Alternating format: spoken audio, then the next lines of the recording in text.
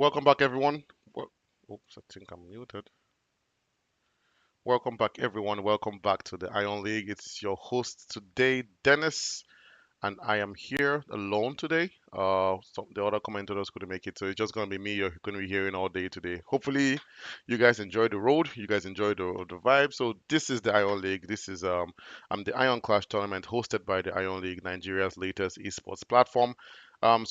Just in a brief moment, we're about to begin our first match of the last weekend of the group stages. So it's been a long road already. We're about to go and get into the round of 16. And yeah, it's been tough. We started this tournament with 116 people. We are down to 61 people now in the group stages, and only 16 people would move on from the group stages to the round of 16. We already have 7 people confirmed already from 7 different groups that are moving on to the round of 16. While we still have a bunch of matches that are going to happen today to determine who will be the last remaining 9 people that would move to the round of 16. So yeah, the pressure is crazy right now. Like everyone is trying their best to make to cloud of their groups. It's been a lot of battles, a lot of fights, and yeah, I want to see how the round of 16 evolves. And by the way, for everyone out there that's already made it to the round of 16, congratulations. I know it wasn't easy going from the playoffs to the group stage, and now you have gotten to the round of 16 deservedly so. So yeah, big ups to you. Congratulations. I know it wasn't easy. It's not easy. It's been the battles have been back to back, basbos, basbos. Like people have really tried their hardest to move on to the round of 16. We've had some upsets that were so sad. Like I know last weekend with a lot of matches. Like I remember the match Obito's match versus Olaf, and he just had to get a 3 crown victory to be the one to move on from his group to the round of 16. But just because he ended that match with a 1 crown victory, he wasn't able to move on to the group stages. So yeah, yeah, it's been that tight that people are literally not moving on because of 2 crowns, just 2 crowns. So it's been crazy, and yeah, we're here to give you guys some more matches. I know the first match today, Malik Tigeria versus Blade, it's about to begin, and I see both players are already on in the clan. They are already active, so the match should be beginning shortly. I see Malik has sent out the digital DAP, so let's see if Blade responds, and then we can go begin our first match of the weekend. It's really fast today, guys. Right? Yeah, with the streams are a bit late. So yeah, well, let's see our first match commences. We are waiting on Blade to accept this dual match. Yeah, and Blade has accepted. Let's go watch some Clash Royale.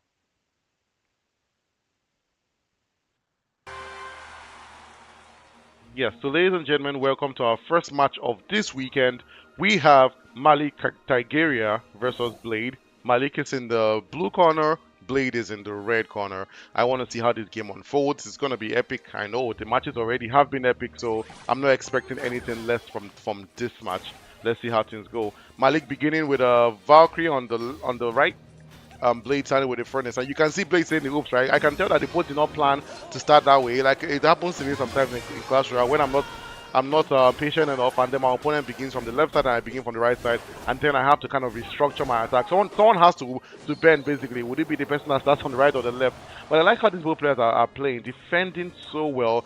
Barely getting any damage. Malik down to 2845 and Blade still untouched. Malik trying to use the Dark Goblin to get a bit of chip damage, but look at the reaction speed by Blade, dropping those minions. I think he's actually knew that Malik had something in his back pocket, right? Just trying to get some chip damage in, and Blake responding really fast with the minions. You see that the Dark Goblin is a card that honestly, I don't think I have the reaction speed to deal with that card. It's so difficult to time and respond to that card as fast as you want to. But look at Blade, not having that issue, responding as fast as he can with the minions. And now Blade beginning a new attack, send the Furnace. Will he send something to assist this? No.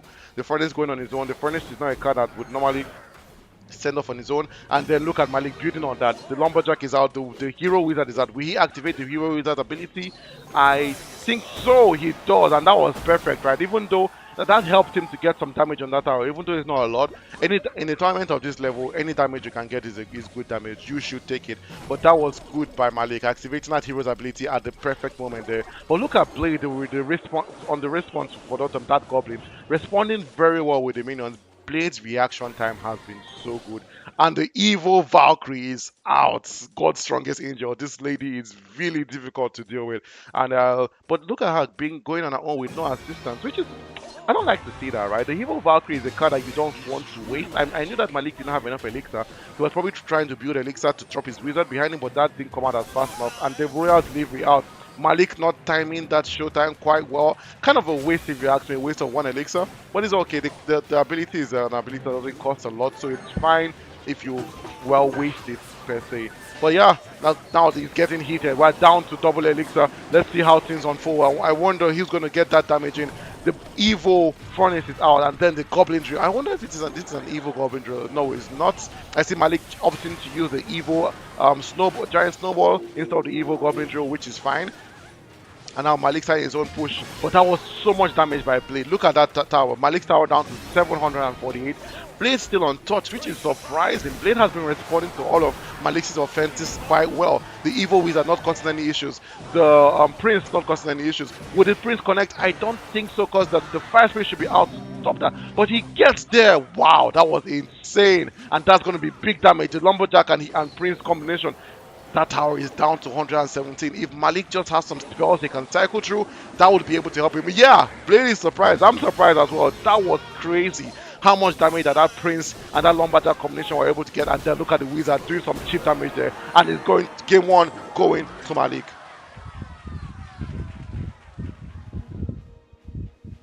That was crazy, guys. That first match, Blade versus Malik, was crazy.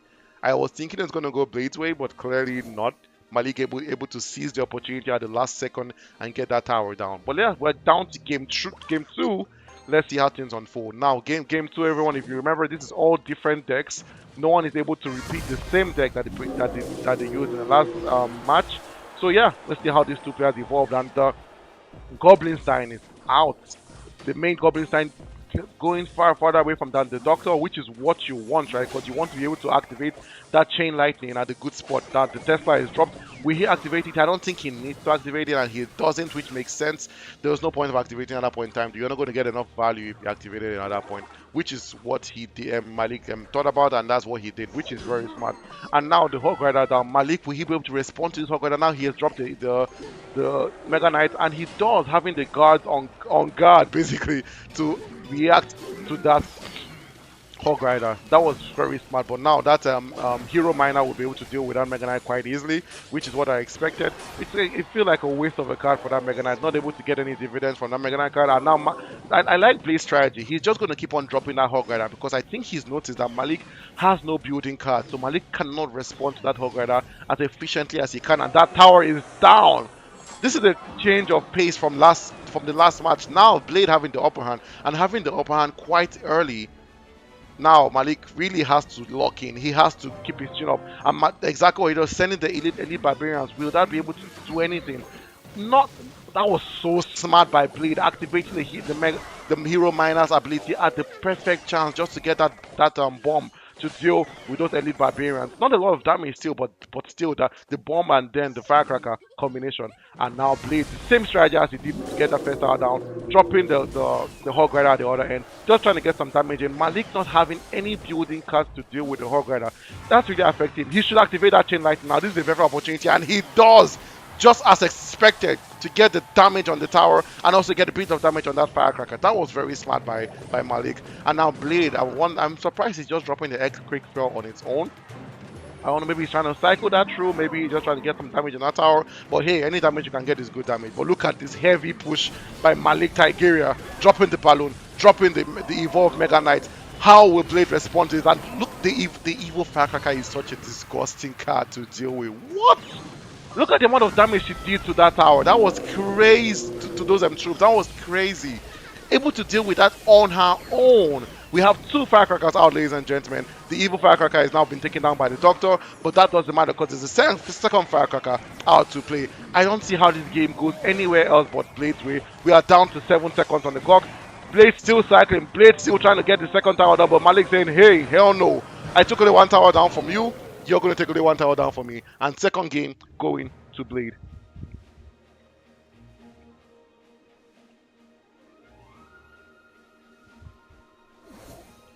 Sorry guys, I hope you guys didn't hear my gulping. Just trying to get some water in during the intermission. Yeah, being a solo commentator is not easy, but you know, sometimes this job is what we're gonna do. And now game 3 beginning. I'm starting with a goblin barrel on one end, but look at the response by Blade. That was so efficient. Not getting any hits in that tower. And then Blade's mortar locking in to Malik's Tigeria's tower from the other end. That mortar doing so much damage. Malik down to 225. For Malik needs to chin up. He needs to lock in this third game. He can't let this third game go to Blade because that's going to be really bad for him. But yeah, let's see how Malik changes his strategy. I see there's a witch here. A witch is one of the cards that I always say is such a versatile card. And the cannon card being out by Blade, that should be able to deal with the witch quite easily if you ask me. But the skeleton is constantly distracting that cannon, but still being able to lock into the witch. I just knew he would be able to deal with that. With the cannon card is, I think, it's a very underused card, and because people don't understand how good that card is, I know it sounds very simplistic, right? It's just a cannon on wheels, but that is a card that does so much damage, being able to deal with troops most of the time. And what I'm noticing in this match is Malik has not been able to countered Blade's mortar quite well. It's something that he has been lacking since the beginning of this match. That mortar has been able to lock onto his tower twice now. That is something Malik needs to deal with quickly. He's letting that mortar slide. He's letting that mortar constantly lock onto his tower. He can't let that happen. Now look at the evil mortar. That Malik has to deal with this quickly, and he does. That was smart. Using the evil Tesla to deal with that. Will it be sufficient? The Skeleton King's skeleton is able to deal with that quite well. And now the mortar has locked into his tower. This is what I'm talking about, folks. Malik is not dealing with this mortar as well as he could. I feel like, yeah, he's run out of elixir, so he's not able to drop cards as fast as he can to deal with that mortar. But that mortar is doing devastating damage on his towers, and that's what's costing him this game. Blade going for the two tower strategy, attacking a bit of here, attacking a bit of there, here, and now the boss bandit is out. This is one of my favorite cards, guys. It's a card that I'm surprised I'm not seeing much of during this tournament. He needs to activate that King's King ability, and he doesn't. We activate it now, he still doesn't, which is surprising. But hey, that card is such a tanky card, being able to comfortably deal with the boss bandit. But now he's activating the ability. I think he was waiting to cross the bridge before he activated the ability, which was very smart by Blade. This is going to be heavy damage if that mortar keeps on locking to the tower.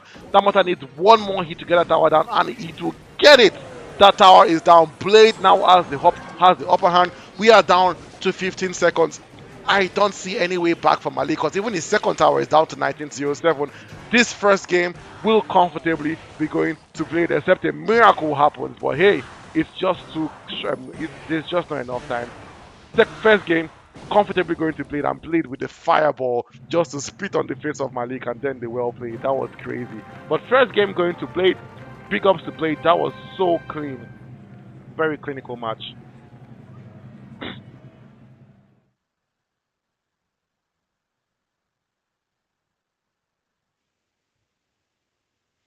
Yeah, that first match, Blade versus Malik, that was crazy. Blade just locking in the second game and then locking in the third game. I feel like Blade did the strategy that I always encourage people to do, starting with your worst deck card, with your worst deck, and then progressively, excuse me, progressively moving on to your best deck, and that's what helped him a lot in this match. Malik not able to deal with that murder in the final game. I feel like Malik carried a very heavy deck, and that's what dealt with him badly in that last game. He wasn't able to drop cards as fast as he could to deal with that model, and that model kept on chipping away on his tower. Blade utilizing the same strategy, right? In the second game, he was using the Hog Rider to keep on chipping away on Malik's tower.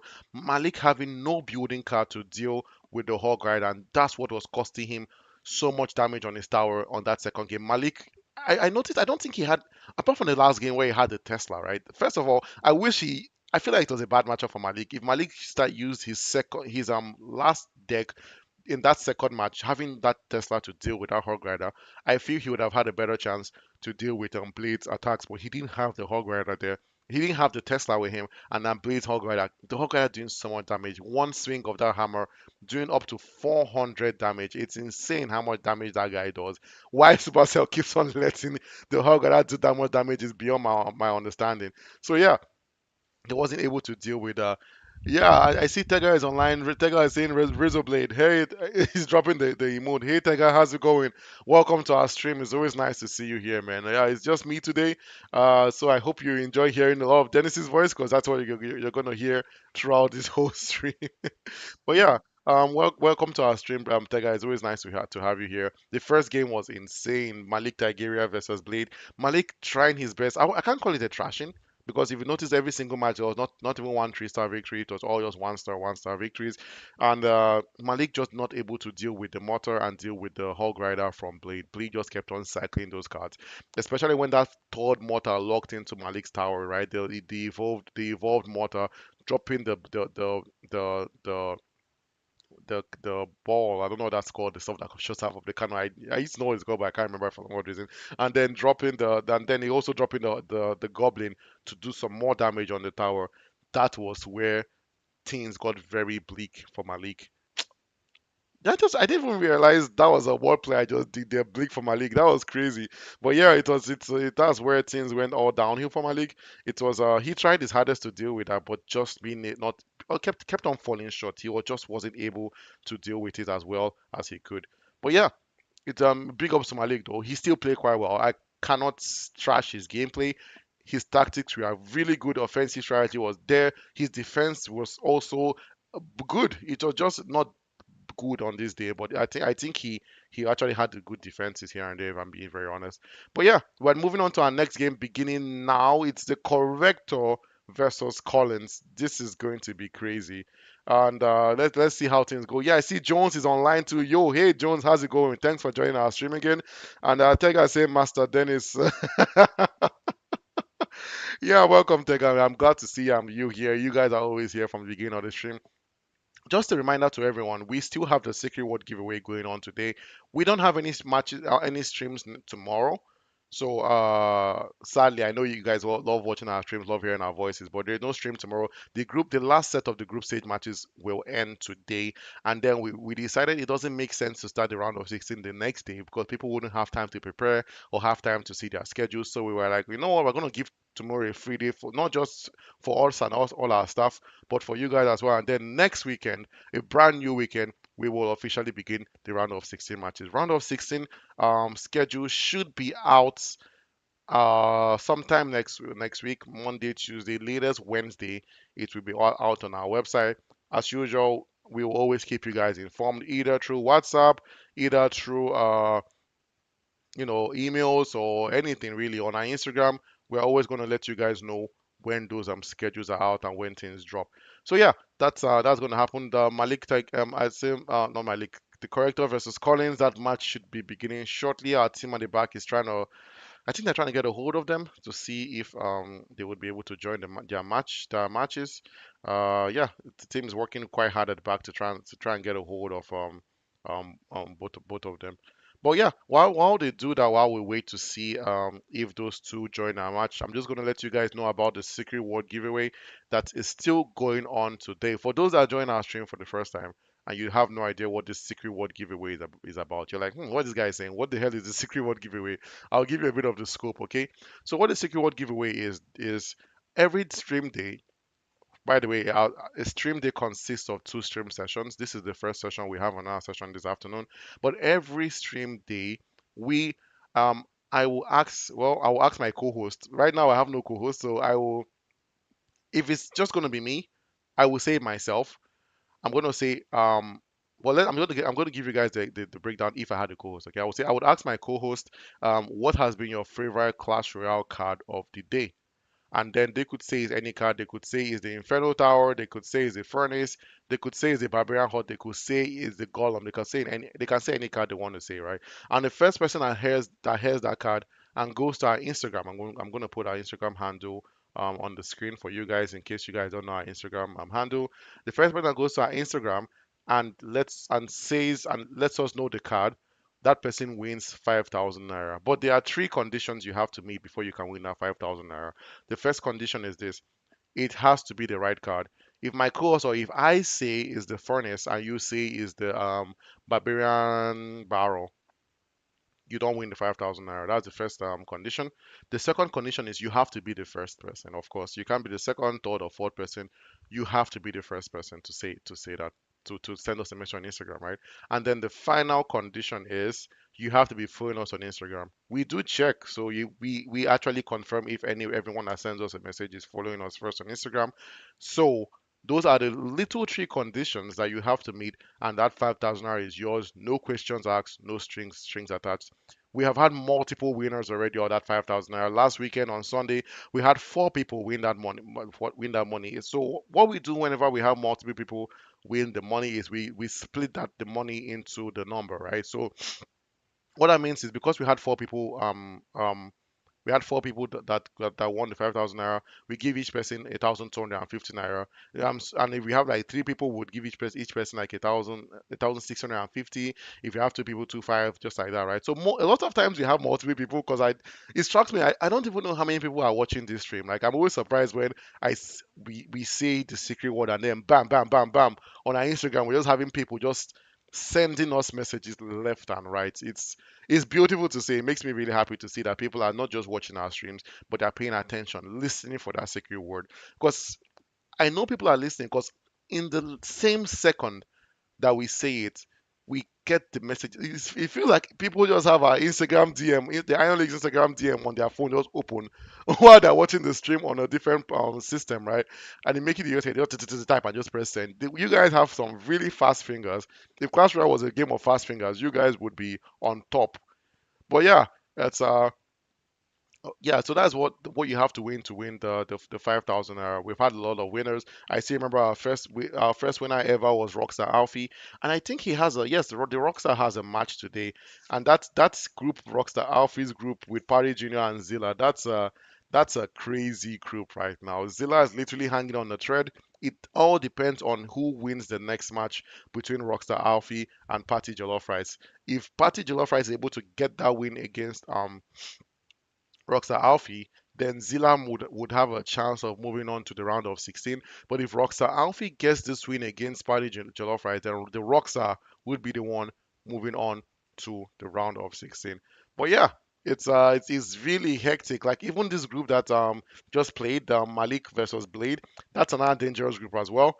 I want to see actually. I'm gonna check real quick and see this match that happened, Blade getting this win, what it means for that group, Malik Tiger versus Blade's group, how it's gonna shape that group. I'm just gonna check real quick. You guys give me a few seconds, okay? Uh, mm, mm, mm. But yeah, how's everyone's week so far? Like you guys can leave a comment on the YouTube. I hope everyone had a good week. It's been a really busy week for me, really hectic week. But hey, that's part of adulting, right? Trying to coordinate to give you making some plans at the back. Anyone that's been opening our website by now should have noticed a lot of changes have been happening on our website. If you opened our website, like you would see that we have the Iron Kings is being worked on in the background. We are still working on it. It's almost ready. We have the our prediction system is coming up very shortly where you can use ion credits to predict some matches. And if you win, you can gain a lot of ion credits back for all those wins.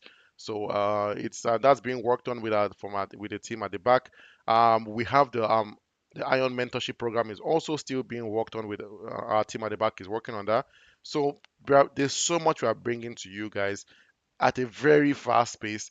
And as I mentioned last weekend, if you're out there and you haven't yet created an account on our website, you are losing money. You are really really losing money. Like you have to have done that because right now we have the credit system already working on the website, and what that means is every single day you log onto our website, you earn a certain amount of credits just for loyalty. And so if you haven't created an account on our website, that means you have not started earning because you can only earn credits by having an account on our website. So if you haven't created an account, you haven't started earning credits, and what that means you're leaving money on the table. So I urge everyone out there, if you haven't already, please, please, please, not don't as they say, don't walk, run, don't walk, run and create an account on our website just so that you can earn some credits and use that to make some get some free merch because the credits can be used for a bunch of things. The credit system is basically a little digital wallet where you can exchange that for a bunch of stuff. You can use that to get merch. So we have like t-shirts, hoodies, wristbands, like oversized t-shirts, caps, visors, lanyards. We have so many merch. Right now the merch isn't on our website yet, so you can't see that on right now, but the credits can be exchanged to get free merch. So that's something that you don't want to miss out of. But yeah, I'm looking at this match that just happened right now. Blade versus the guys Group J, Blade versus Malik Tigeria. Blade just getting the win, which is good. So that takes him up. But now the corrector versus Collins. It seems like the corrector might be a no-show. And what that means is if the corrector is a no-show, that guarantees that Collins would be the one that would be moving on from that group to the round of 16. And I just got confirmation from the team that the corrector is a no-show. That's a win for Collins, and Collins officially will be moving on to the round of 16. So congratulations, Collins. Luckily for you, your final match was an easy one for you. You didn't have to stress about it because the truth is, if Collins didn't win this match against the corrector, then the corrector would have had a chance of actually moving on. I think the corrector would have been the one moving on to the round of 16, not not Collins. But because of this no show, the corrector is no longer the one, and now Collins gets a guaranteed move on to the round of 16. So that's why we keep on saying showing up for your match is basically half the battle.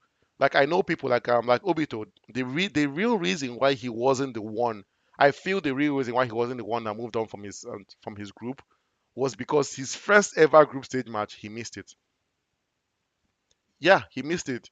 People, I know people here, like even same as Archangel. I think the reason why he wasn't the one that moved on to this group too as well, excuse me, was because his first ever match, he missed it. Like it's so crazy how people are losing out of this cash prize because they are missing their matches. I think it's the worst way to lose. Missing a match is the worst way to lose if you ask me in my own opinion.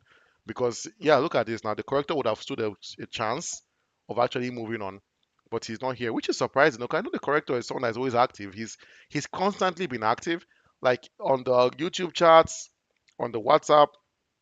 So I'm a bit concerned. I hope he's okay wherever he is. But yeah, we're going to get to giving that win to Collins, free win for Collins. And then the next match beginning in 4 minutes, it will be Promise Skill versus Golem. That's these are the matches of Group K. Group K, most of those matches got rescheduled because a lot of them actually almost everybody in Group K did not make their first match. So all those matches got rescheduled basically. So they are kind of behind all other groups.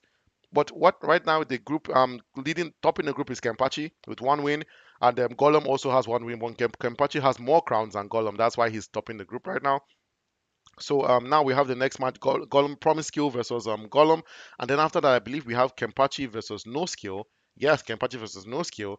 So and yeah, it's going to be hectic for that group. And what's funny about that group is most, if not everyone in that group has double matches today. Yes, I just confirmed every single person in that group has two matches today. So they're going to play their first match um, during this first stream session, and then the second stream session that we're going to have in a couple hours, they um they will play their second matches, but not against the same people, against different people in the group, right?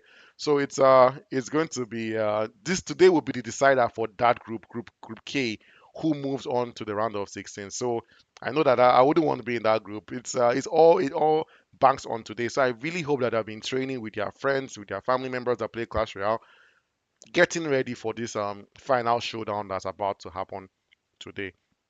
So I see Jones is saying he logged in, but his balance was still zero. Jones, that's surprising. I'm gonna check with the team at the back, Jones, to see why that's happening. But thank you for letting us know. Um, yeah, your balance should not be zero after creating an account and logging in. And I know Jones, you moved on to the group stages, so you should have a bit more balance than normal. So yeah, we're gonna check on that. We're gonna check on your account. We know who you are already, so you don't have to send us any information. I'm gonna see why your balance is zero, and we're gonna rectify that. But yeah, Tega saying that he had a rough week. Rick has been hectic, but he'll survive. Yo, Tega, same here, man. Like the week has been rough. Like when I say, you know what I mean, when they are beating someone and they're saying, let them get up, and they're just at the floor kicking them on the ground as they are there. That's exactly how the week was, man. The week was just mm, as you see, like so many memes. Like you feel like I crawled into Friday because of how hectic the week was, and this weekend is also going to be a bit hectic as well. So much to do. But yeah, it's okay. We move, we push, right? Like that's life for you. It's the older you get, the busier things become, and sadly, we're not kids anymore. So we're the new adults. We're the new ones that are going to get stressed. Who knows what's going? Maybe next year you guys will see me. You'll see some serious airbags just down here. God forbid, though. I beg. We're going to keep it pushing. But yeah, the next match, Gollum versus Promise, beginning in 1 minute. I wonder if Promise is active. I'm going to check the clan to see if Promise has been active already. I think he has been. I did hear some word from the team. Yeah, Promise is online. He's active. Good. And Kempachi is in the. Oh, they're all in the clan. Golem is active. Promise is active. I wonder if No Skill is active. Let me see. Let me see. Okay, I think No Skill is the only one that's not online in the clan, which is surprising, but which is okay. I'm sure he's not in time for his match, so he doesn't have to be active right now. But yeah, that match should begin now. Promise Skill versus Golem. It's time for their match. I'm sure the team will soon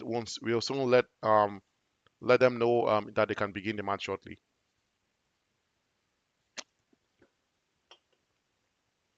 Yeah, and the team has instructed them to begin the match. So I wonder who's going to share this match, Golem or Promise. Let's see, but that's a mountain to climb. I know Gollum right now is kind of like he might be the favorite in his group, although I'm not sure exactly between him and Kempachi who is the higher skill level. Both players are dominating forces in the Iron Clash tournament, so I would love to see that match, that Kempachi versus Gollum, and that match is happening today, folks. In the second stream, Kempachi versus Gollum is going to happen, so you don't miss that. Try your hardest not to miss that match. That's a match you don't want to miss. So yeah, um, Let's Gollum has shared the match. We're waiting on Promise to accept. And yeah, let's see. Let's see how that goes. Yeah, I see Tega. And the match has begun. Gollum versus Promise Skill. Let's go see what happens, folks.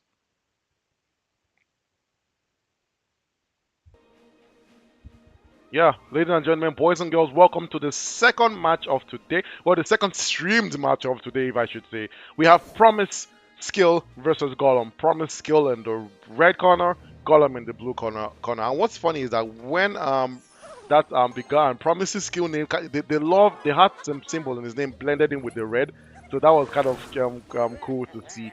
But yeah, I like the way these are beginning. Promise beginning with a Night Witch. Would this be a Night Witch Elixir Golem Battle Healer combination? I think so because the Elixir Pump is out. It has to be that combo because whenever you see that Elixir Pump out, it's a guarantee. It's basically a factor that determines and lets you know that for sure. Will that guy get to the tower? He does. What?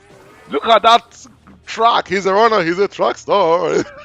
the Goblin Demolisher able to get to that tower all the way from the other end. The bats not being able to take him down fast enough. The archers on the Princess Tower was able to take care of those bats quickly, and the Golem is out just as I predicted. Like it's so crazy how immediately you say a Night Witch, you can almost 100% guarantee that this is the deck. Yes, the Electro Dragon is out. The Golem is out. Will the Battle Healer show herself very shortly? She has to come out because they need support, right? These cards on their own will not be able to do much. I know Promise is trying to save Elixir. He has 6 Elixir now. He needs to send something to support these guys. But he's not. I think he feels like there's no need to send someone else. And he's just he just accepted that. And I love how Gollum is responding to that Elixir Pump, right? Dropping the poison spell whenever he sees that Elixir Pump is out. Promise trying to utilize the sense, right? Dropping the Elixir Pump at the other end, hoping that Gollum won't react to it. But Gollum reacting all the same because he knows that he needs to deal with that elixir pump. That pump cannot be let to fill up Promise's elixir count because if he lets that happen, what is this deck? Ooh, it feels like Promise kind of did a bit of a remix to this deck. This is not the normal Night Witch Golem deck I'm used to because there's normally not the Night Witch and the Witch in the same deck. Promise has added a bit of pizzazz to his deck and added a bit of personality to his deck. I want to see how that plays out because I don't still see a battle healer in this deck, which is where that. Whoa, look at that evil goblin drill by Golem. Doing so much damage to Promise's skill tower. Promise now down to 946. This deck by Promise skill has not been able to really help him out if you ask me. I wish he had the battle healer to his deck. That would have really completed this deck. The Golem is a card that I feel needs a battle healer because look at how Golem was able to deal with the Golem. It's so funny, right? So yeah, it's not looking really good for Promise. That Goblin Drill doing massive damage to that tower. The Electro Dragon, not the best answer, and then the Goblin Demolisher ending it all. First tower down. This first game comfortably going in Golem's way. I don't know why that Golem was dropped, and the Golem just dropping the zap, dropping the poison spell, just trying to just have fun a bit. But now the first game easily going to the Golem.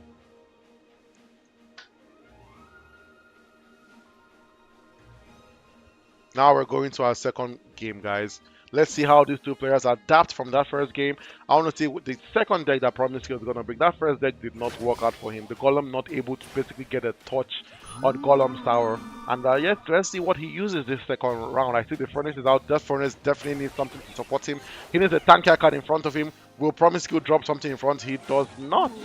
Promise is playing a very interesting kind of game style. That's what I have to say, really. And look at Gollum. I like his strategy, defending by distracting, dropping those skellies to kind of distract the Dark Prince a bit, and then the Ice Wizard and the Tower being able to deal with him quite comfortably well. It felt like there were 5 hogs at first when I saw those hogs drop. I was about to shout, but I realized it was just my eye, and I just saw 4 hogs.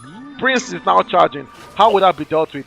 And now he's gonna get that. That was so smart by Gollum, using the Electro Wizard and the Electro Spirit to first distract that Prince, and then the Royal Ghost being able to deal with the Prince quite comfortably well. That was very smart by Gollum. Gollum is playing some high IQ strategy here.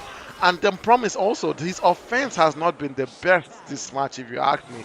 There hasn't been a lot of synergy in his deck composition, if you ask me. It's been a very strange deck. Having the Dark Prince and the Prince is a charging deck, right? The go go go deck, but none of them have been able to connect on Golem's tower. Golem is really a rock wall, just making sure that nothing gets to his tower, and he's been defending so well, just like in his previous match, defending so well, barely getting any hits on his tower, and Promise not being able to deal with those hogs very well. I wish he had his Dark Prince out, not the regular Prince out, so he could get some splash damage on those hogs, because those hogs doing massive damage on his tower. But now it's a new push by Golem. The Rage is out, the Goblin Giant is out, the Prince is out. Will he get any dividends from this tower? He doesn't. What? Gollum is such a good defender, man. Like, this guy is the Van Dyke of Clash Royale. What? That was crazy. Look at that heavy push. The Giant Goblin was out. The Prince was out. The Rage Spell was out. Not getting a lick on Gollum's tower. That tower still standing strong. Like, Gollum he's been defending marvelously. As much as his attack has been so good, I have to say big ups to his defense. And I remember Gollum from his previous matches. Gollum has always had impeccable defense. Like, he doesn't joke with his defense. Like, and what is funny is he's utilizing cheap cards, right? The Ice Wizard, the Skellies, the Electro Spirit. Not cards that on their own do a lot of damage or are very effective. But look at Gollum utilizing the synergy of those cards. Look at that Ice Wizard doing so much damage. That tower should be done because of those Royal Hogs, and that tower is done. The Hogs now going for the second tower. This match definitely going Gollum's way. We are down to 6 seconds on the clock. Gollum trying to get the Tristar. Will he get the Tristar? He does! That was crazy. What? No, no, no, no, no. Guys, that was insane. That was insane by Gollum. That was great. That was a match to watch. That was a match to watch. That was crazy. Gollum is not here to play. Gollum is not here to play. I see Praise on our YouTube chat. He's saying, yo, welcome, Praise. Welcome to our YouTube chat. Don't worry, we haven't done the secret word giveaway yet. I know Praise is always asking, has it happened? Has it happened? Well, it hasn't happened yet. It's going to happen on the second stream, okay? But yeah, Praise, I hope you are able to watch that last match that just happened. The match between Gollum and Promise Skill. Gollum was just impeccable. Look at that defense, that iron wall. Promise was sending everything, sending the Prince, sending the Dark Prince, the giant, the giant, the Goblin Giant, the Gollum, the Night Witch, the regular witch. But the Gollum just saying, "Hell no, man! You're not touching my tower." And it was just beautiful to watch how well Gollum was defending that. He was just there was something about his defense. I can't put my finger on it, but it was almost artistic in a way. It was beautiful to watch. I keep on saying it was like poetry, like just. the ice wizard coming out at the perfect moment, then using the skellies to distract, using the electro spirit to stop the charge of the prince, to stop the charge of the dark prince, all doing all of this while still sending the hawks to attack. Like it was, there was a fluidity. There was like you guys, I don't know if you guys watched Avatar: The Last Airbender when not Korra, sorry. Look at me. Kitara was doing the water bending when she's just doing her hands like this, right? That's exactly what I feel. That's how that Golem's defense, the Golem's match looked like to me. The fluidity of his attack, you knowing when to defend and then converting that into an attack, sending the hogs on the other direction, dealing with the elixir pump with his poison spray at the same time. He was just he could see everything. Like it feels like this is anime I watch. Kuroko's basketball. I don't know if anyone has watched that. There was a guy that was in his team that had this Hawkeye ability where he could basically see everything that was happening. That was what it felt like for me. It felt like Gollum could just see everything. Yeah, I see Praise is saying yeah he was watching that nice play by Gollum. Yeah, that match was good. Gollum is a contender in this tournament. I know Praise is MJM. He has already moved on to the round of 16, so he just here to watch his opponent see. He's trying to watch those that are still behind, trying to get to his level, trying to watch and see who will be able to cross through the deserted road to get into the round of 16. Who is able to cross the curtain, open the doors into the round of 16, and get on his level as well. Right now, there are 8 people now in the round of 16. Collins being the newest person to join from the stream today. And yeah, I can't say for sure Gollum is going to be the one because he still has another match in his stream, and also there's still Kempachi in his group. Kempachi versus No Skill. Kempachi also someone to that is going to be a mountain to climb, someone to definitely deal with. So I want to see how Gollum reacts to Kempachi and also how he reacts to No Skill. No Skill is still in the running. Yes, he has a loss already, but still that doesn't count him out.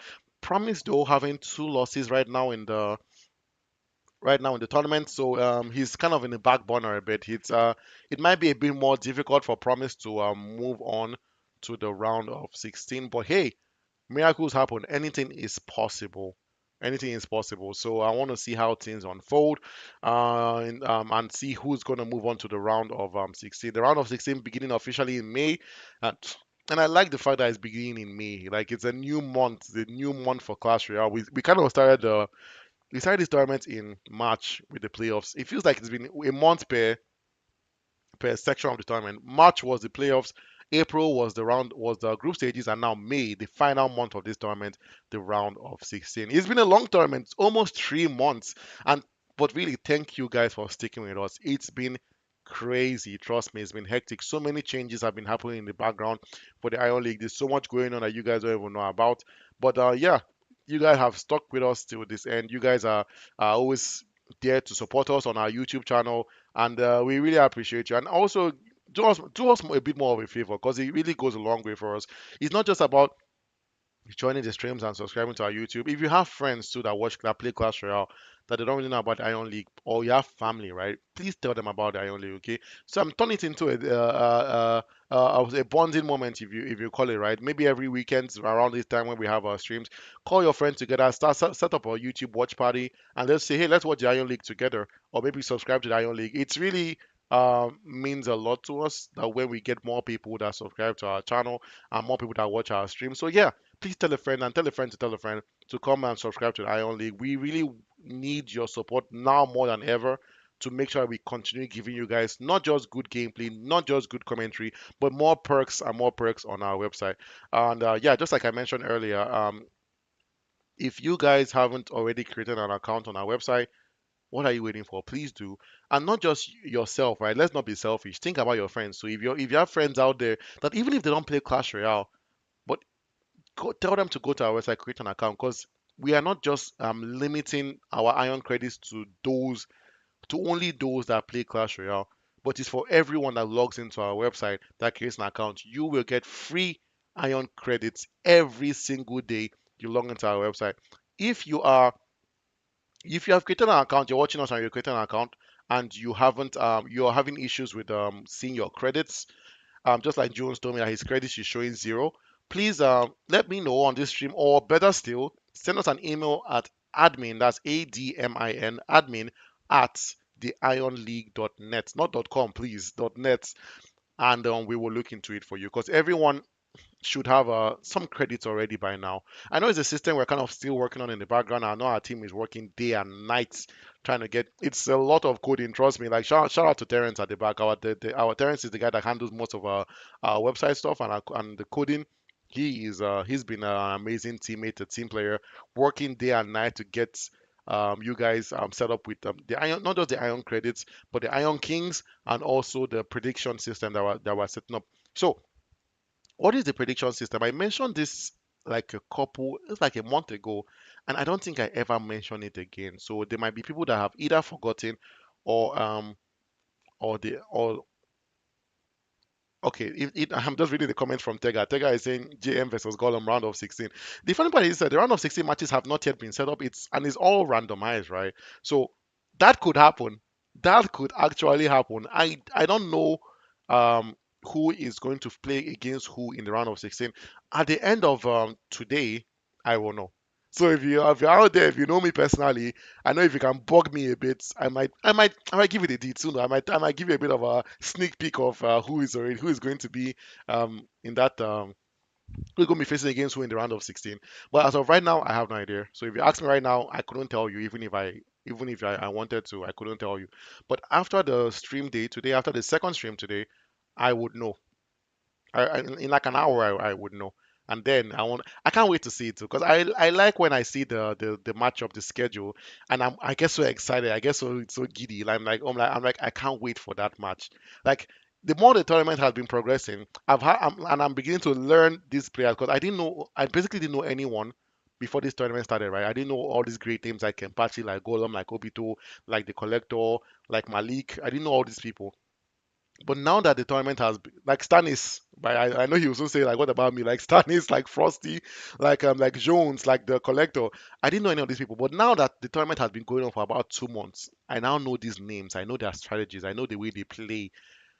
I can't. There's some matches I now see, and I'm like, I can't wait to watch that match. And there's some people that have left the group stages that I won't lie, I'm so sad that they've left.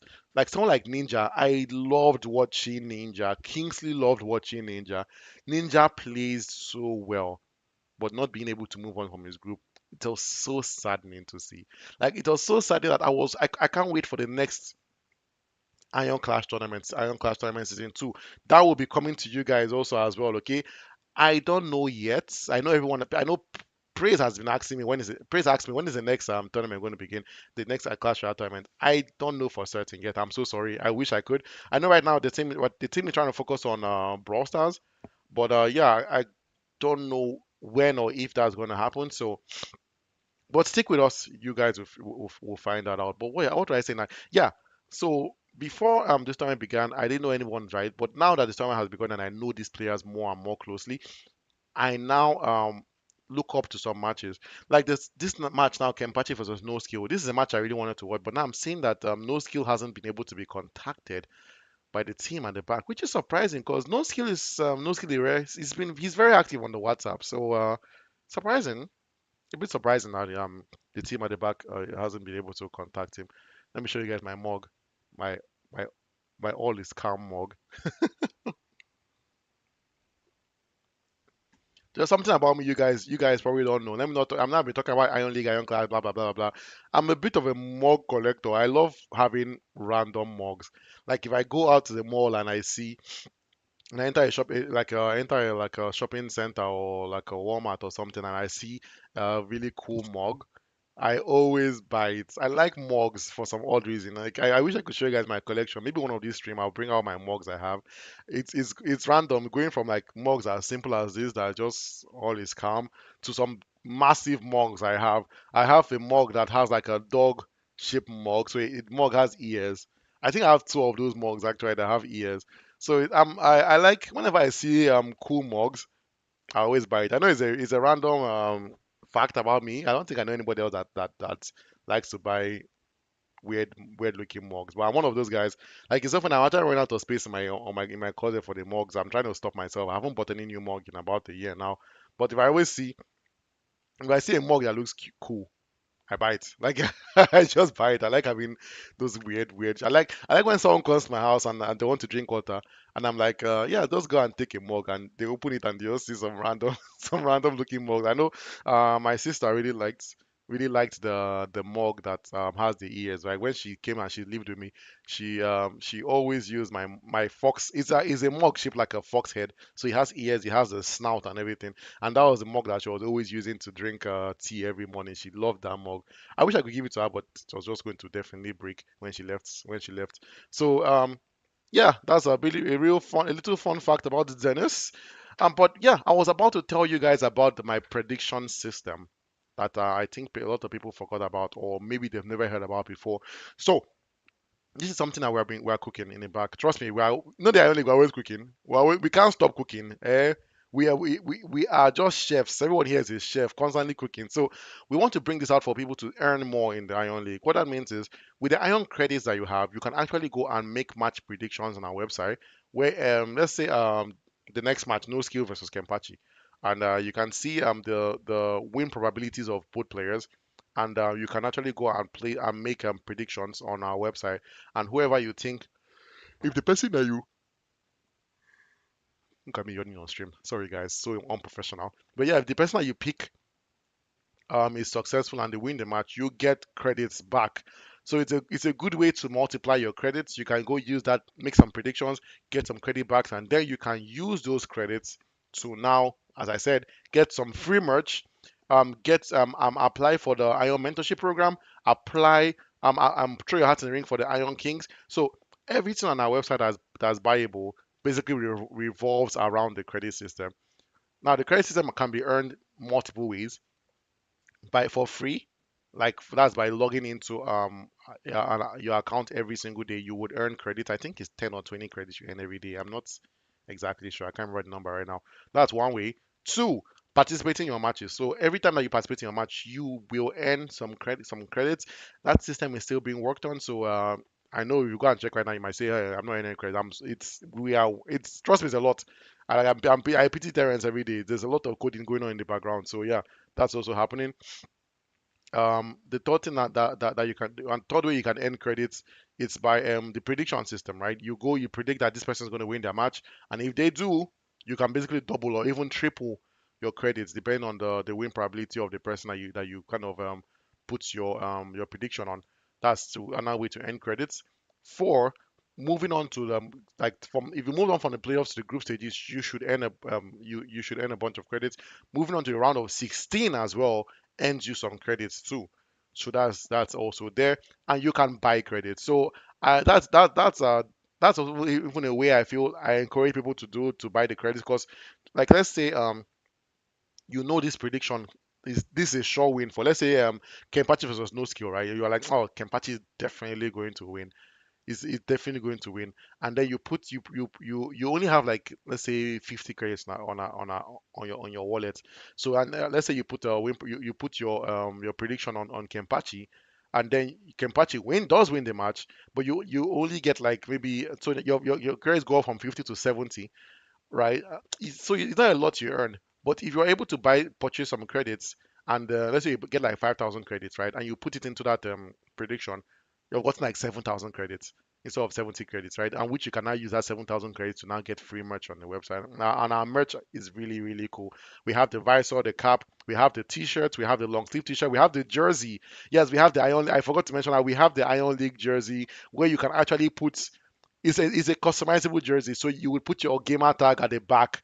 So that's also there. That's one of my favorite merch on our website right now. It's not on the website yet, but it's still being designed, but it's gonna be on the website very, very shortly. So I'll say save your credits for that, and also you can also customize your username. You can add some kind of cool features to your name. You can make your name kind of pop. You can add like a crown on your name. You can also use your credits to apply for the Iron Kings, which is something that we have rolling out very shortly.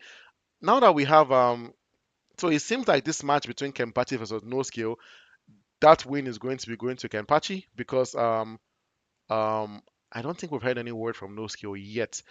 I can't first say because I know Kempachi has to wait a bit longer for us to give him the win, the free win. But yeah, So while we're doing that, I'm going to give you guys a bit of a breakdown on what the Iron Kings is. So the Iron Kings is the Iron League's latest addition to our tournament system. So how that works is this: is for we realize that let's say someone like Ninja, right, that has now left the tournament. That means we won't hear from Ninja again till the next Iron Clash tournament, which seems unfair not just to Ninja and to Ninja's fans, but to me because I want to see Ninja play and play and play. I love watching Ninja play. So we now say, how can we make sure that we and the fans and Ninja keep on enjoying what the Iron League has to offer without having to just not hear from him again till God knows when. That's why we created the Iron Kings. I wish I could show you guys a snippet of the Iron Kings, but I haven't set up my stream to be able to show that. I wish I could. Like I really really wish I could. That's something I really wanted to show you guys. But if you're out there right now, you're on our website. Go to our website. You will see a drop down called the Iron Kings. Right now, I know it's still a work in progress, so not everything looks perfect yet. But you can go there and then use that. We have some sitting kings. So we have the king of the east, west, north, and south. So what that means is how it works is this. Let's say I'm the current sitting king. You can actually go and challenge me to take my throne, to take my title, right? Which and it to challenge costs like it's very cheap. I think it's like 150 iron credits, which is like it's like a naira per credit, so like 150 naira. But most people that have moved on to the group stages should already have that amount of credits on that. So I don't think you even have to buy it. Like at this point, moving on to the group stage, you should have that. But anyone can, or if you don't have enough, you can always go and just, as I mentioned, right, buy like 100 naira worth of iron credits, which is like 100 credits and or whatever. We do have bundles. So what that means is if you bought like 5,000 naira of 5,000 naira of iron credits, you wouldn't get 5,000 credits. You would get like 6,000 credits. I think I can't remember the number in my head exactly. So it's you you you earn more by buying the bundles than just buying 50 naira 100 naira. But you can still buy 50 100 naira. You don't have to buy the bundles. Okay, I'm not trying to force anybody to spend more money than they want to. But yeah, you can use your iron credits and now challenge me to take my throne. And when you set up a when you challenge, the Iron League team will now set up a time. It's not only going to be weekends like on the Iron Clash tournament. It's going to be during the week as well. We will have time slots available where you can go and play your match against the current reigning king. And when you play that match, if you win, you now become the king of either the west, south, east, or north, depending on whoever you can challenge any of the kings. It doesn't have to be. It's not a random thing that we just threw you to challenge a random king. You choose who the king you want to challenge, right? And then after you now, so if you spent 150, let's say 200 credits for is easier math for me to say 200 credits. If you spend 200 credits to challenge and you win, you will get 100 credits back for winning and becoming the king. Now, let me tell you where it gets better. That's not the cool part about the Iron Kings. This is the cool part about Iron Kings. As you are sitting as a current king, anyone that comes to challenge you for your throne, if you keep winning, you get credits for winning. You hear that right? You get credit. So let's say you are now the king, right? Let's say Stannis is now the king of the North. That's Stannis, which makes sense, right? The Game of Thrones reference. And let's say Devmil chooses to challenge the king on the website, right? And then Devmil pays his 200 iron credits, but Stannis comes out on top and he retains his title as the king of the North. Stannis will get 100 credits, so that 100 credits will go to either Stannis or Devmil. Stannis will get those credits, and Stannis will keep on sitting as the current king of the north, right?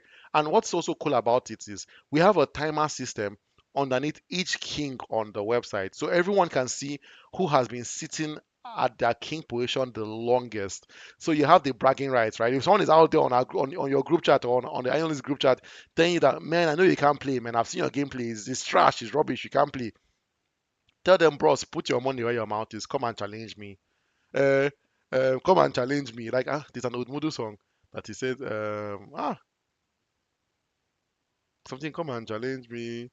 Hey, I can't remember the song now. It's one. I think it's Industry Machine. I don't know. I can't remember. Sha. But basically, you can tell the person, come and challenge me, and then So all this noise they're making about they're better than you or whatever, tell them come to go to Ion Class website, send them your personal link, your invite link to the Ion Kings. Tell them come click on that challenge button, bro. Come and challenge me. Come and challenge me. And the cool thing about that, as the king is sitting there, not only are we having a timer below the king's name showing how long they've been sitting as the king, we have a list of everyone that has challenged them and lost. So if someone is making out somewhere and saying that they're better than you in Clash Royale, just take a screenshot of your of your face there as the current king, and make sure that their name is shown at the bottom that they challenged you earlier, and then you beat them. And just that's all. You don't have to even answer there. Just take that screenshot, put it on the group chat, and just watch the chaos happen, watch the madness unfold. So yeah, that's this is something that we are setting up.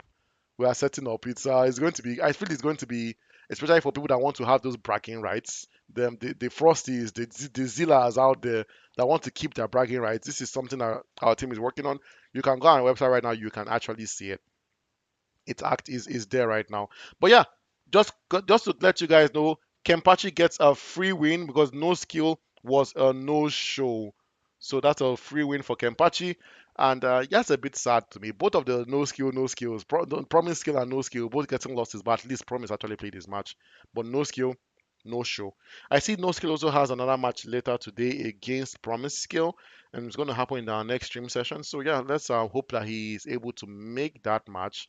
But yeah, we're moving to our next match, which should be beginning right now. It's Molly versus Deathmill. I don't know if the team at the back has been able to get a hold of Deathmill. I'm going to confirm. You guys give me a moment, okay?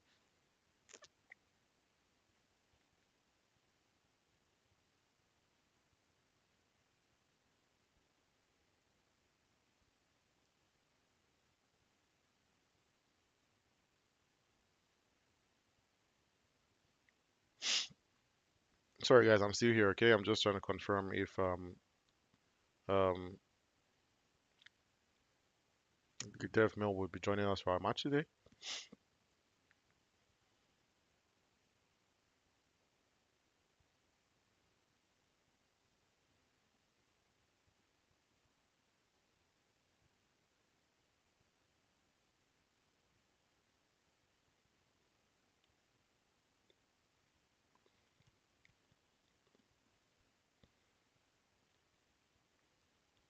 Yeah, so we're gonna wait for that next match to unfold. And I see MV Hill is already active, right? He has his match versus the High Lord Tiempo. That's gonna be a mountain to climb.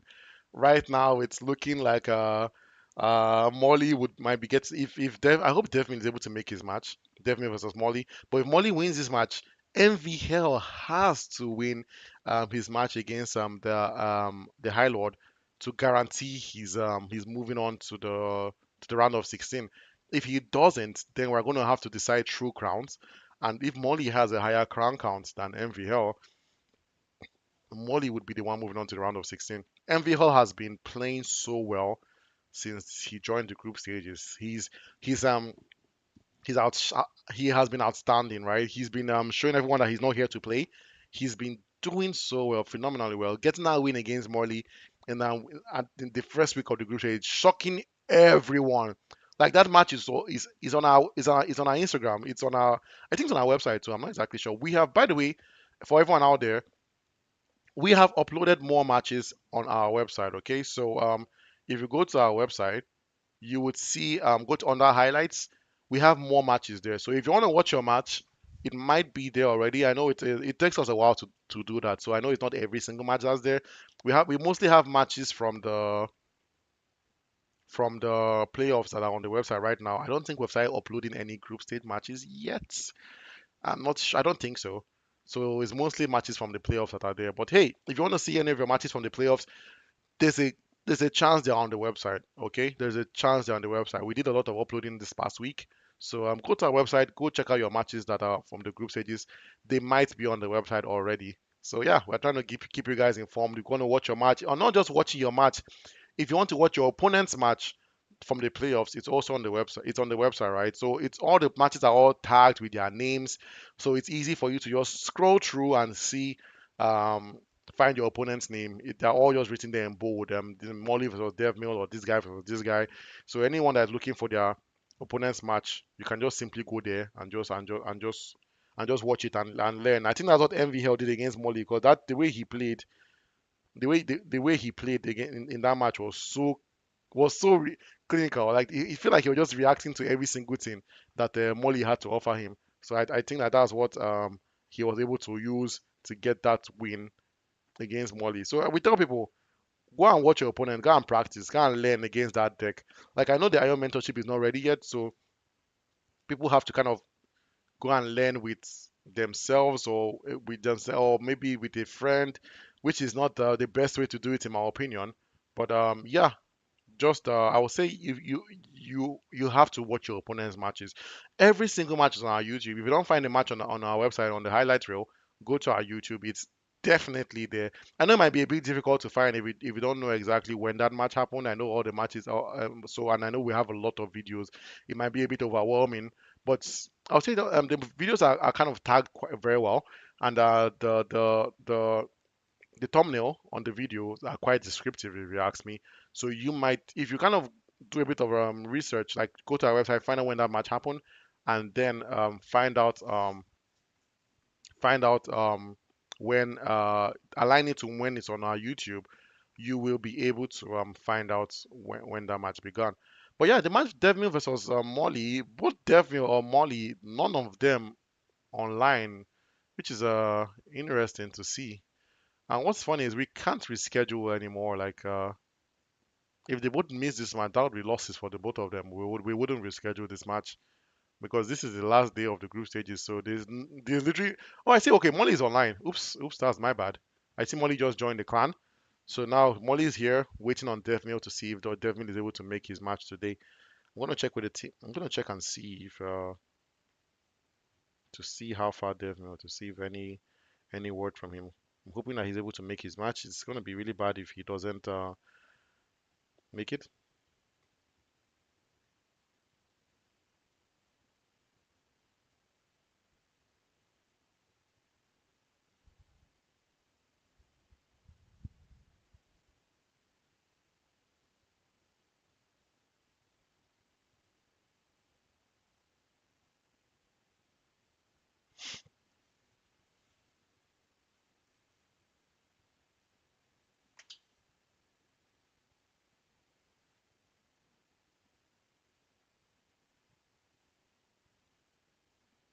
Okay. Now I'm sorry sorry guys. I know I kind of paused a bit, right? It's just I was trying to just figure out if Devmil would be able to make his match. I'm having doubts. The match was supposed to begin 6 minutes ago. I see Molly is on the clan already. If Devmil isn't able to show for this match, that would give Molly a free win. But also it's kind of also bad for Molly because if let's say the next match MV versus High Lord, the High Lord is able to take the win. Um and then we have to use crowns to decide who moves on in this group. Molly would be at a disadvantage because he didn't play this match against Devmil, so that means he didn't earn any crowns from the match. He will get a win, but he wouldn't get any crowns. So this is what we tell people: as much as you might have some personal reservations why you don't want to play your match, maybe you feel like it's impossible for you to move on for move on from the group stages, but you are doing it just not a disservice to just yourself, but you're doing to your opponent as well, because your opponent now would suffer. I know everyone is like, why should I care about my opponents? Why shouldn't you care? It's the spirit of sportsmanship. Like, uh, I try to personally, I try to keep things as professional as possible. So if I'm making decisions, I try not to affect the people I'm making the people I'm making decision with immediately, even if it's a bad decision. So for like so in this situation against Money versus Devmil, I'm hoping that Devmil doesn't feel that he might not be have any opportunity or any chance to move on from his group, and maybe he doesn't want to because he does have two losses in his group. So it's understandable in a way where he's like, okay, I've had my last two matches, I've lost them. What's the point of me even play my this third match? Because for sure, I'm not going to move on from this group. But yeah, let's see if it happens. He has 7 minutes to basically join. If he doesn't, that's a free win to Molly, and we will be moving on to our next match. That would be Hylord Tiempo versus MV Hill. I'm gonna check if Hylord is already in the clan. He is. Hylord is in the clan. He is active. Hylord also in that same group. This is group. I used to know this group because this was I used to call this group the group of hell. And it's so funny that Envy Hell is also part of the group of hell. And this is group is that okay? Group I? Group what group is this?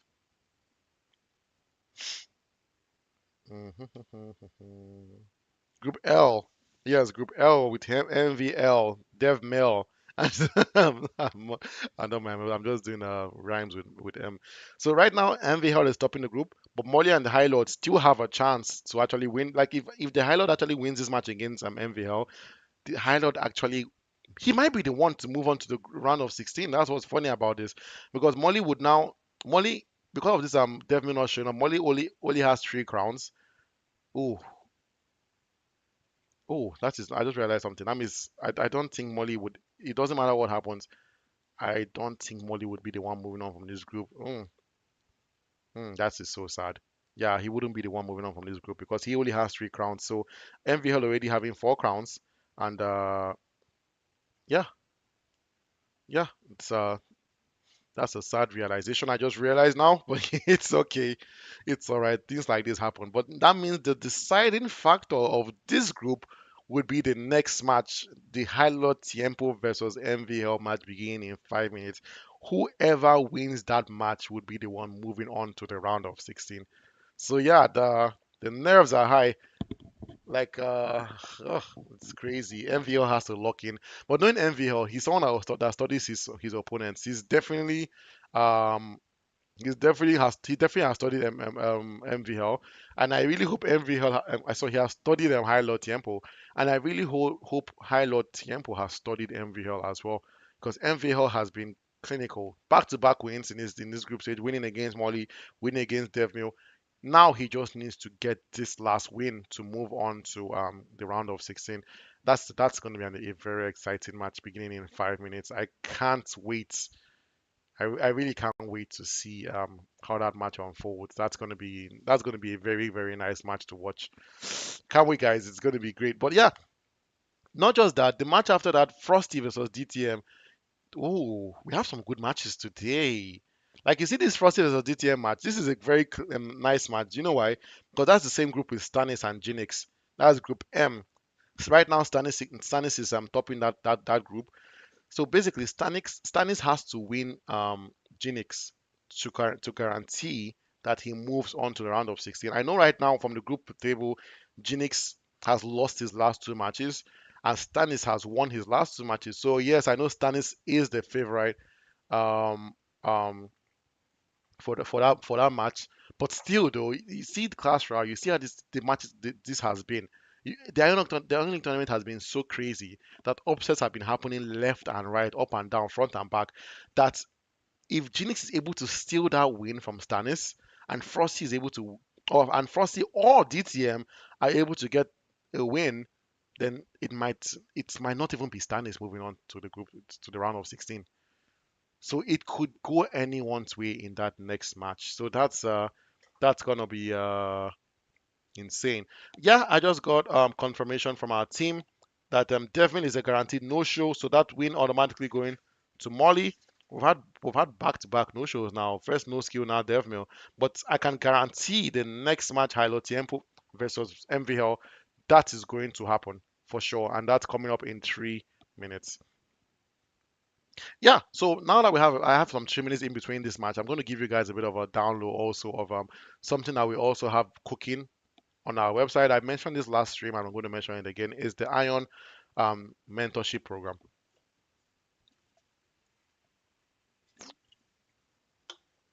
Sorry guys.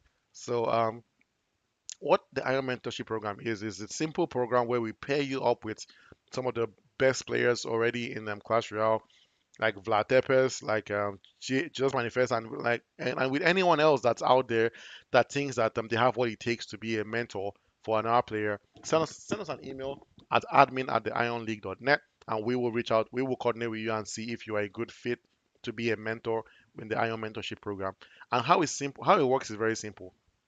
Let's say you have an upcoming match, right, and you're a bit nervous, right? You're not sure, and you need someone to practice with, someone to basically utilize the deck and the skill level of your next opponent to play with you, so you can find an answer to the question that your opponent might be asking you.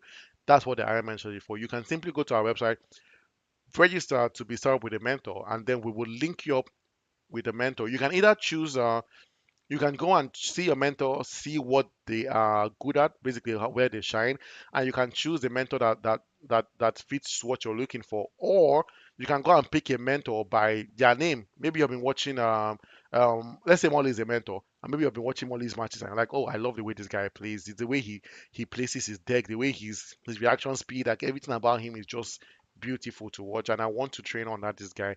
You can go to our website, go under the Iron Mentorship Program on our website. You will see the list of our mentors. Let's say you see Molly's name there. You can choose Molly, and you can register to be mentored by Molly. And then you will choose a package. You can either pay for like a one-off session against with Molly. You can pay for a bundle package where you can set up like a maybe a bundle like 3 sessions, 5 sessions, 7 sessions. I don't know really. And you can also, and the cool thing about it is you can pay with your Iron credits. So that's why I keep on telling people, if you don't have an account on our website yet, you are leaving money on the table. Like you can actually basically everything on our website you can pay with Ion credits. Every single thing. So you can use your Ion credits to set up a mentorship program, and then you can now use that to um to participate in a mentorship session with your coach. So yeah, that's a brief download of what the mentorship program entails. If you guys on the YouTube think that's interesting, or you think you might be a good mentor, let me know on the chat. I see you guys are talking on the chat, and let me know, and I'll can talk to you guys maybe after the stream or via email, and then we'll see if we can set you guys up. But yeah, the next match, MV Health versus the High Lord Tiempo, about to begin. Let's see how that game unfolds.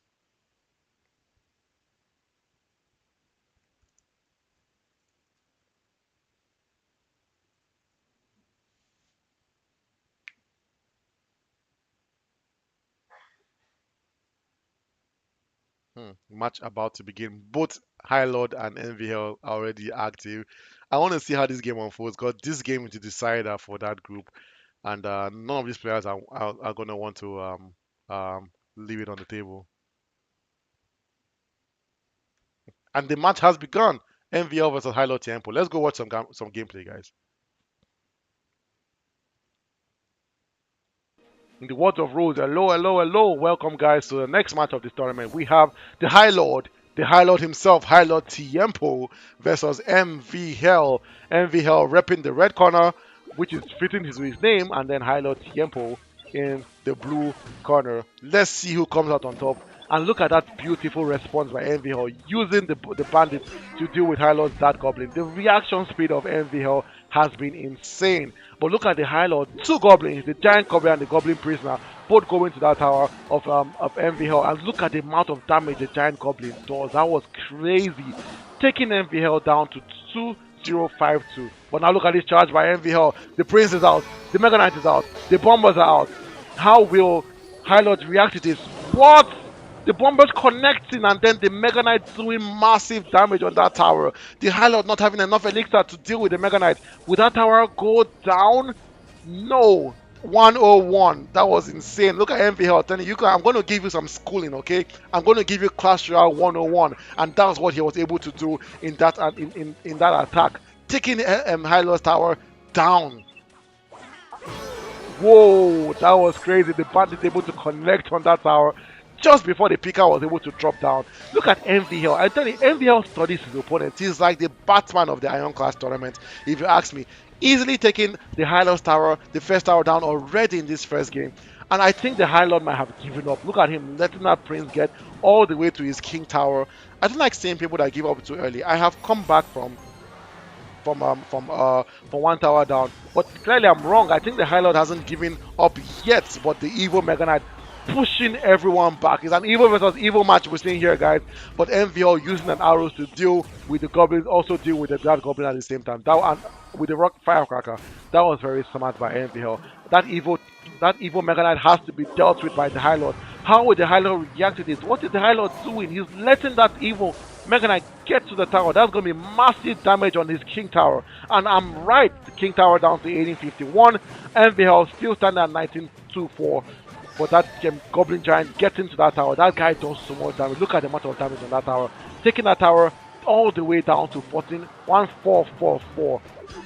But that doesn't matter to MVL. The Mega Knight is out again. The Prince is out again. The Bombers are out again. We did connect. It doesn't connect. The hero picker trying to stop that Mega Knight, and he will. That ramp up ability when he goes up a level, that really does devastating damage, and that was able to deal with the Mega Knight quite easily. I love how MVL is telling sorry, Hilo Tiempo is telling MVL, you will not take my King Tower down. That 3 crown victory you're looking for, you're not going to get it from me. And I think it's too late for MVL to capitalize and get that win, because we're down to 4 seconds. And then the Goblin King able to stop that push. But still, though, big ups to MVL. That was clinical. First game going to MVL. How will the second game unfold?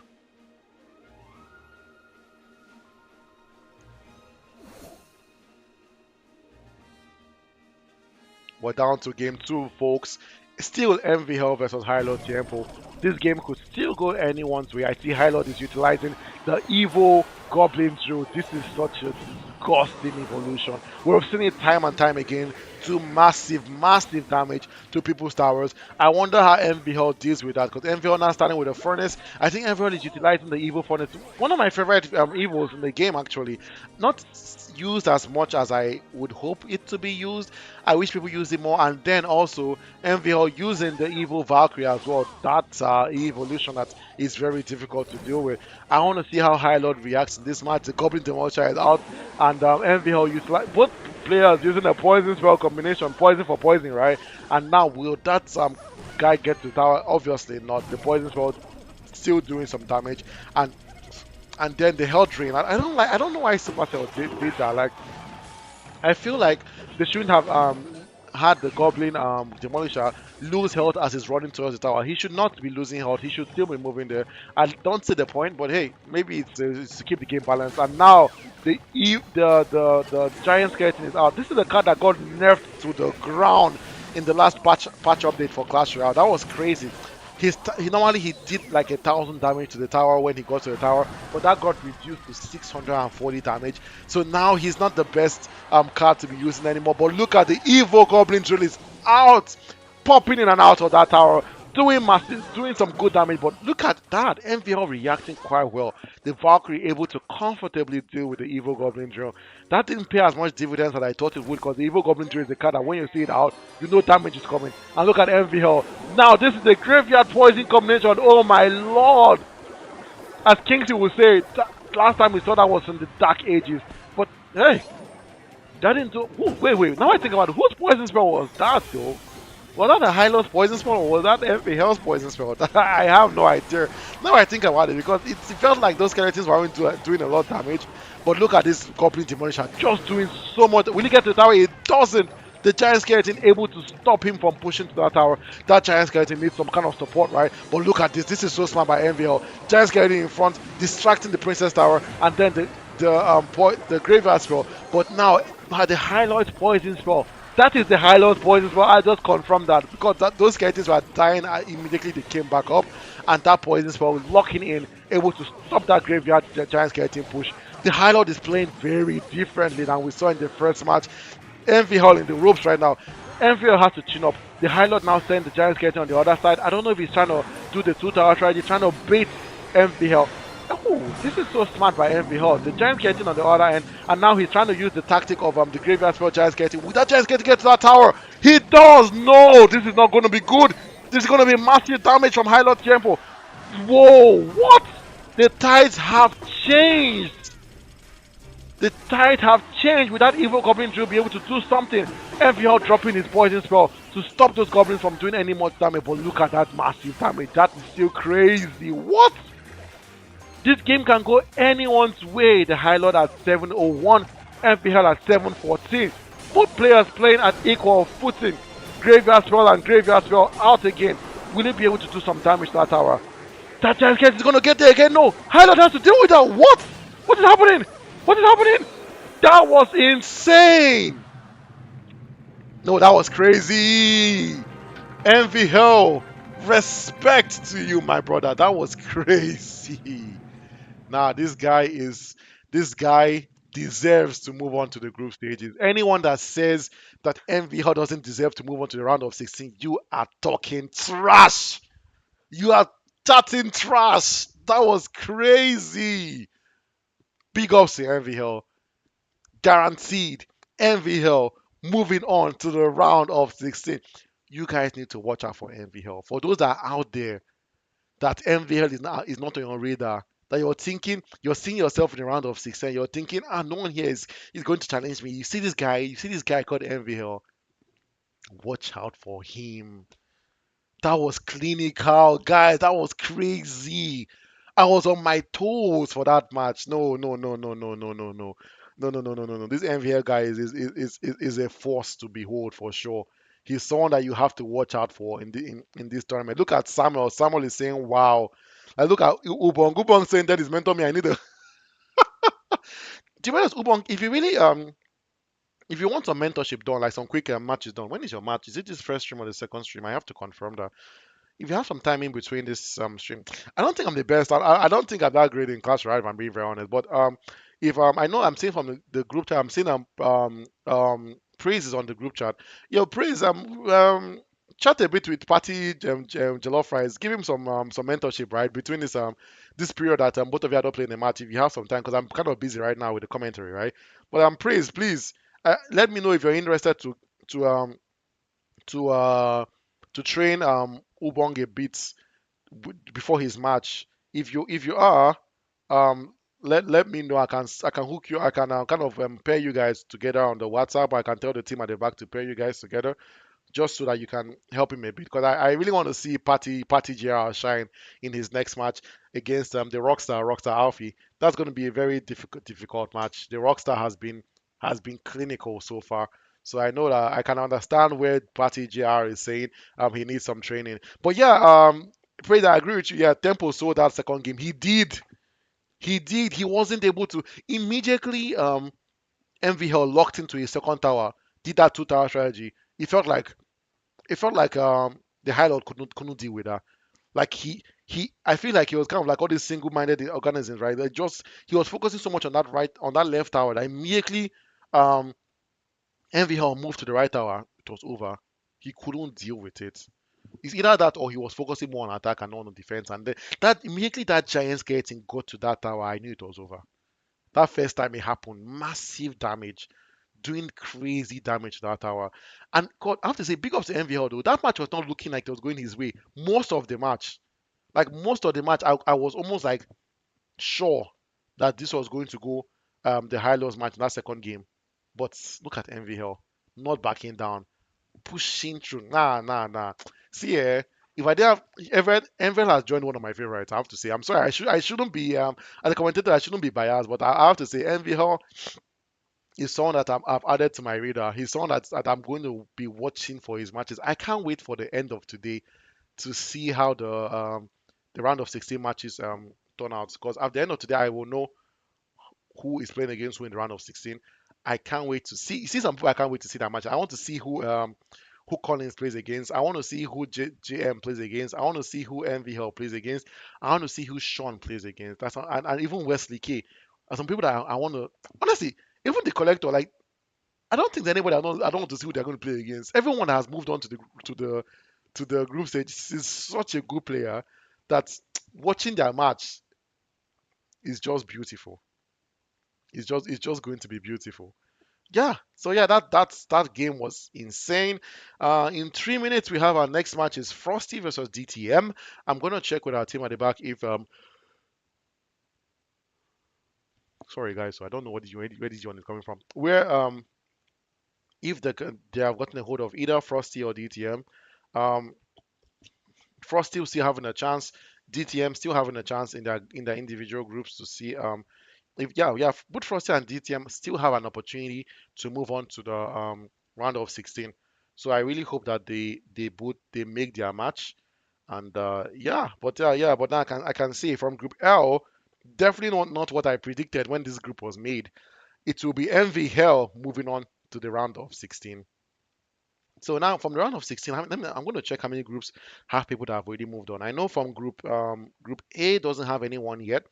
Group B, Wesley K is the one moving on. So I'm going to tell you guys, I'm going to give you guys a list of each person in each group and who moved on. Group B had Wesley K, Kiavo, Max and Lords are Jeezy, and it's Wesley K that moved on. Three complete wins, not losing a single match in the group stages. Group C,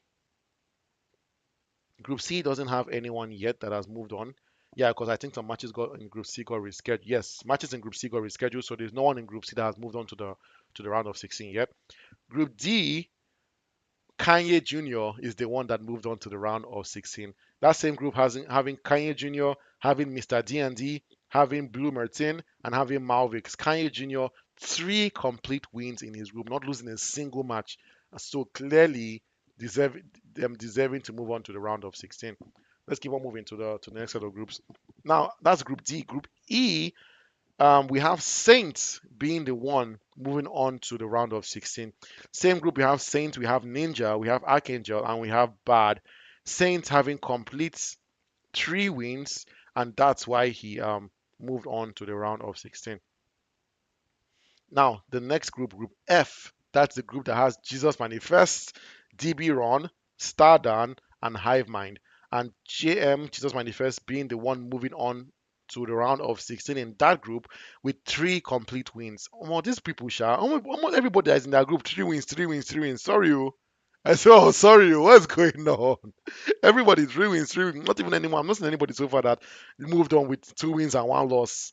Okay, let's keep on. Okay, now I've seen someone. Now in Group G, now this group was very crazy. This group was actually a very tight group. That was the Collector, Obito, Olaf, and Jones. The Collector being the one moving on to the round of 16 with two wins and one loss. Obito also having two wins and one loss, but the Collector having more crowns than Obito, and that's why because the Collector had 10 crowns, Obito had 8 crowns. That's why Collector was the one that moved on to the round of 16. So sad.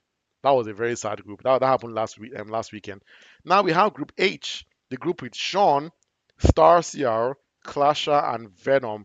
And then Sean is the one moving on to the round of 16. Sean having three complete, clean, easy wins, not losing a single match in his group. So I'm telling you, the boys that are moving on to the round of 16 are all dangerous boys, all dangerous boys and girls. Like it's crazy. Like look at Sean. Three like so far of everybody that I've mentioned that moved on to the round of 16, only the Collector that had two wins and one loss. Everyone three wins, three wins, three wins, not a single loss. So you see that round of 16. If you didn't watch any stream, if you didn't watch any stream, you have to watch that one, the round of 16 match. Now I'm going to keep on moving. Now we have Group I. That was the group that had Captain Levi, the Beyonder, Mickey Beast Boy, and Chucky.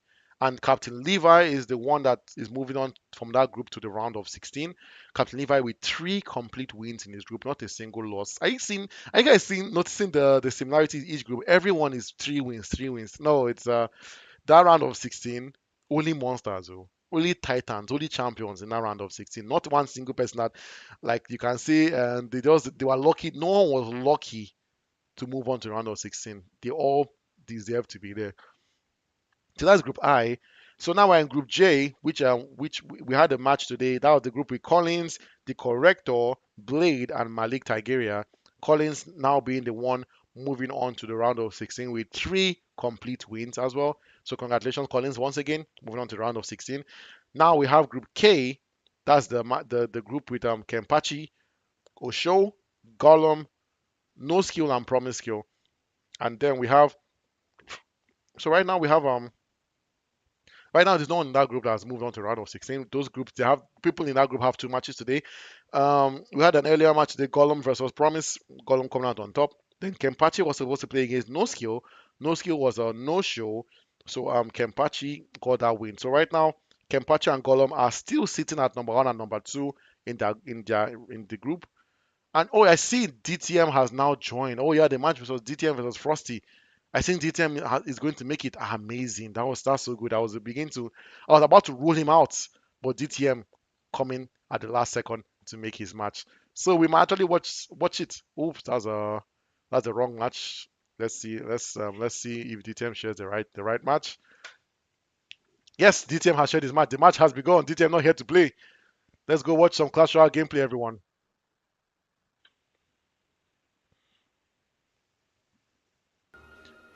Hi everyone, welcome to our next game today. We have DTM, do too much DTM on the blue and Frosty, the chilling Frosty on the red. Frosty coming from a previous loss against Stanis, which everyone was surprised about, but I know now he's back for revenge. He's back to show that he still deserves to move on to the round of 16. Both players have shared their good lucks, and that was so clinical by Frosty, dropping the model exactly when DTM dropping his Goblin Barrel. But DTM responding quite well with the Princess, but would that be sufficient? The Princess and the Tesla are able to distract that mortar, but the Skeleton King doing quick work, and then the mortar also doing quick work with that Princess. So now that mortar would now successfully.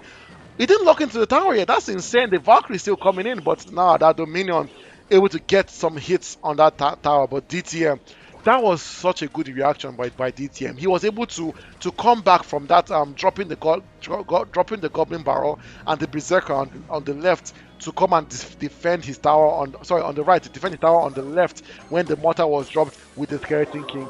That was so clinical by DTM. DTM defended very well. I know we're saying his tower is down to 2469, but I have to say, if you're dimming what I'm dimming, you can see that he really tried very hard with his low elixir to defend against that push by Frosty. And now DTM with the same utilization, dropping the Goblin Barrel, trying to get a bit of cheap damage on that tower, and so far it's been working, sending Frosty's tower down to 2572, and now Frosty with his own push, the Berserker on one side, the Skeleton King on the other side. Would that Berserker get to that tower?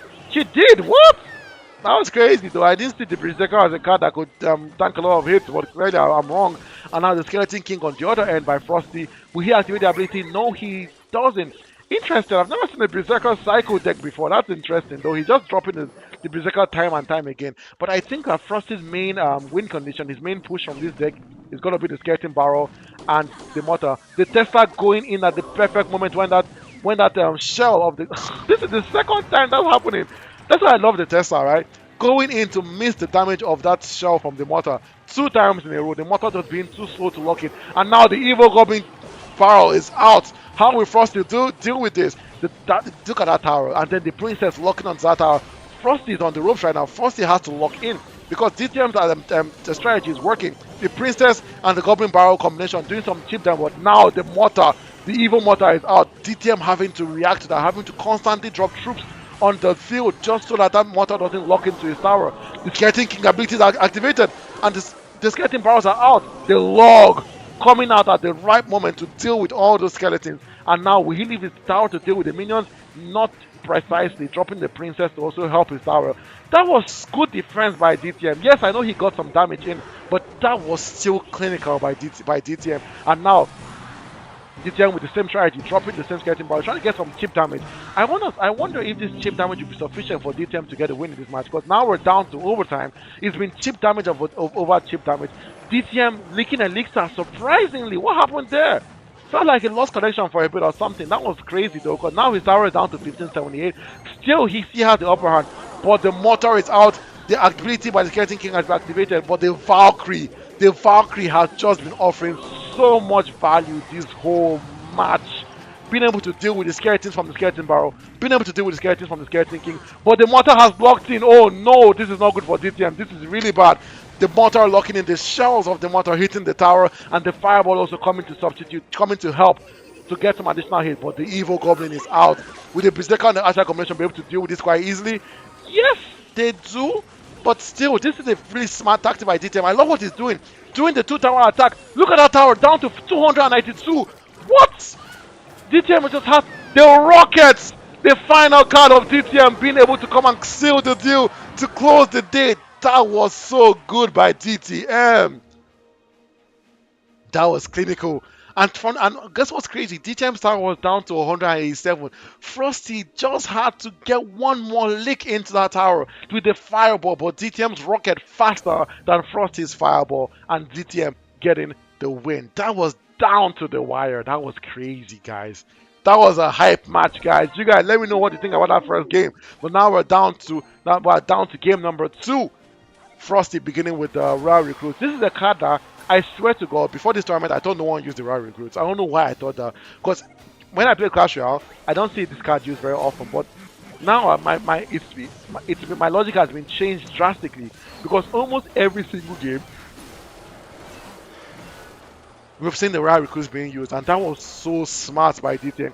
Activating the Mighty Miners ability just so the royal recruits could get some damage by that bomb, and then the Mighty Man was able to go and help at the other end. And now look at this heavy push by DTM. The Hog Rider is out, the Furnace behind to do some support. The Hog Rider getting one hit in that tower, but that Barbarian Barrel able to take the Furnace down. Will the prisoner get the tower cleared? Of course he wouldn't, because the Furnace was there. Now this Furnace needs some support. With the Hog Rider be dropped in front of the Furnace or something? Nothing being dropped around the Furnace. The Fire Spirit able to get some hits on the tower. People need to deal with the Fire Spirit. People see that card and they think it's just the Fire Spirit, it's just going to hit my tower. That does 200 damage. Oh no, that was bad placement by DTM.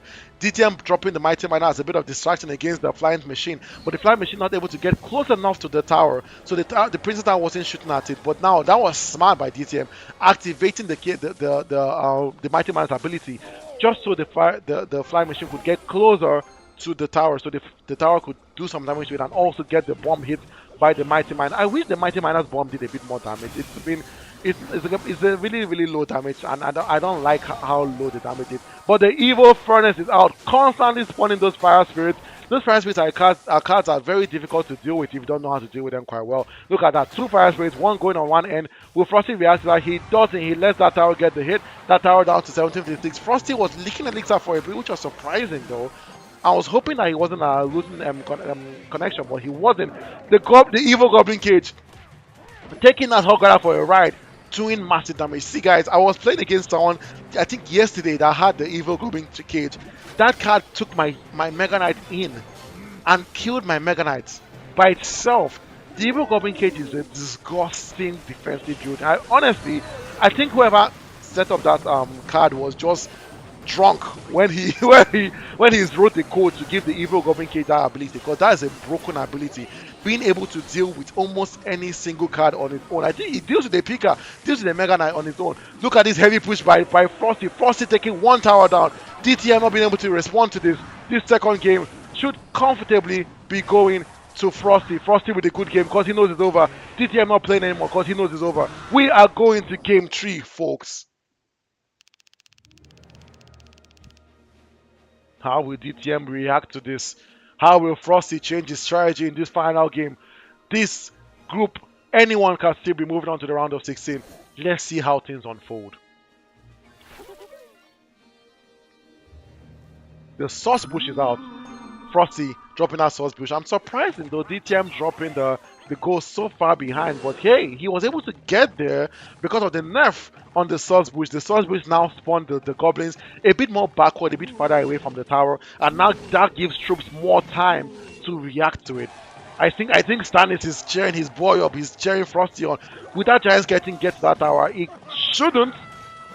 And now the Hog Rider is out. The bats are out. Look at this heavy push by Frosty. DTM struggling to deal with that. At least the Giants wasn't able to get to that tower. Massive damage to both the Phoenix and the Monk. But those cards are really tanky cards, able to still move through. That's them defense. Frosty defending with the Wizard. The perfect answer for this push, if you ask me. DTM not activating the Monk's ability, which makes sense. And now the Sauce Bush out again. With that, Ghost get there before they expose themselves. Good answer. He was able to get there. That was really good by the Royal Ghost. But still though, DTM has not been able to react perfectly well to Frosty's advances. DTM down to 2060. Frost is still untouched. But now this heavy push, the Royal Giant able to deal with that cannon quite easily. And now look at this massive damage to Frosty Tower. Oh no, this is not looking good. Will that tower go down from this push? One more hit. No, it doesn't. But still though, DTM doing too much. Able to get that tower down to 473. The Monk activation, perfect timing, dealing with that Wizard quite well. But now the Giant Skeleton, I think Frosty wants to start another push. Would it be a Giant Skeleton Wizard combination? I don't think he has the Wizard on his slide deck right now, so I don't think it's going to be there. But he has enough elixir to drop something behind that Giant Skeleton. Maybe a Hog Rider, or maybe a Hog Rider, just like I expected. The Phoenix though, I have to say, the Phoenix is a card that, oh no, that was bad placement by DTM.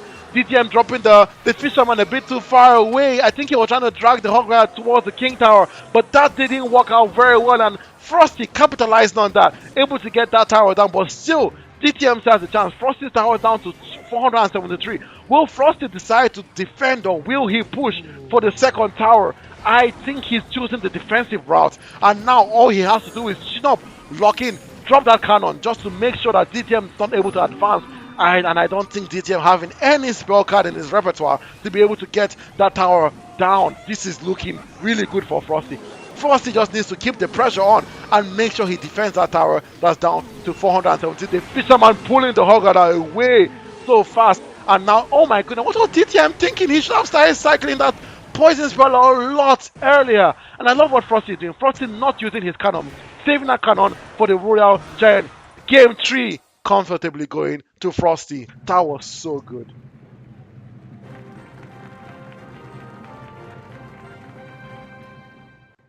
Big ups to my man Frosty. That was clinical. That was such a good game by Frosty, able to turn the tides around from that first game, winning the second game, getting that beautiful push at that last second that DTM was able to deal with. But DTM though, he had a poison spell all this time around and he didn't use it. That's surprising. I feel like if he had if he did the combination of um dropping the Royal Giant and then dropping the Poison Spell to deal with that cannon, he would have stood a chance of actually winning that game, or not maybe not winning, but at least taking the game down to overtime. But he didn't lock in fast enough, and that game going to Frosty. But yeah, our next game beginning now. It's Jinx versus the Scotsman, Scottish Stannis. I don't know if DTM has is available. I'm gonna check the clan to see if he's already online. Let's see. DTM. No, not Jinx. I say DTM, sorry. Jinx.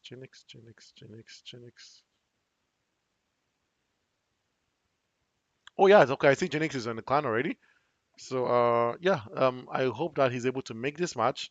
I'm gonna check with our team at the back and see if they've been able to get a hold of Jinx.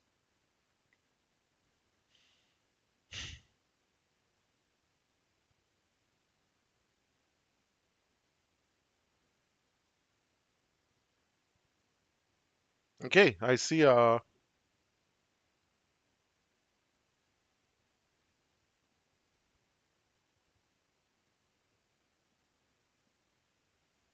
Okay, I see. Sorry, I'm just trying to confirm with our team on the back. They're trying to get a hold of Jinx right now, so he might be a bit late. And I see Stannis is already online. That's them. Tega constantly always on our stream, and I'm trying to see if Jinx is able to get this match. I see he's already on the clan already. He's on the clan, so I'm hoping that he's able to remember that he has a game against Stannis. And what's funny is if he misses this match, automatically Stannis will be the one from his group moving on to the round of 16. So let's see if at the last second Jinx is able to make his match.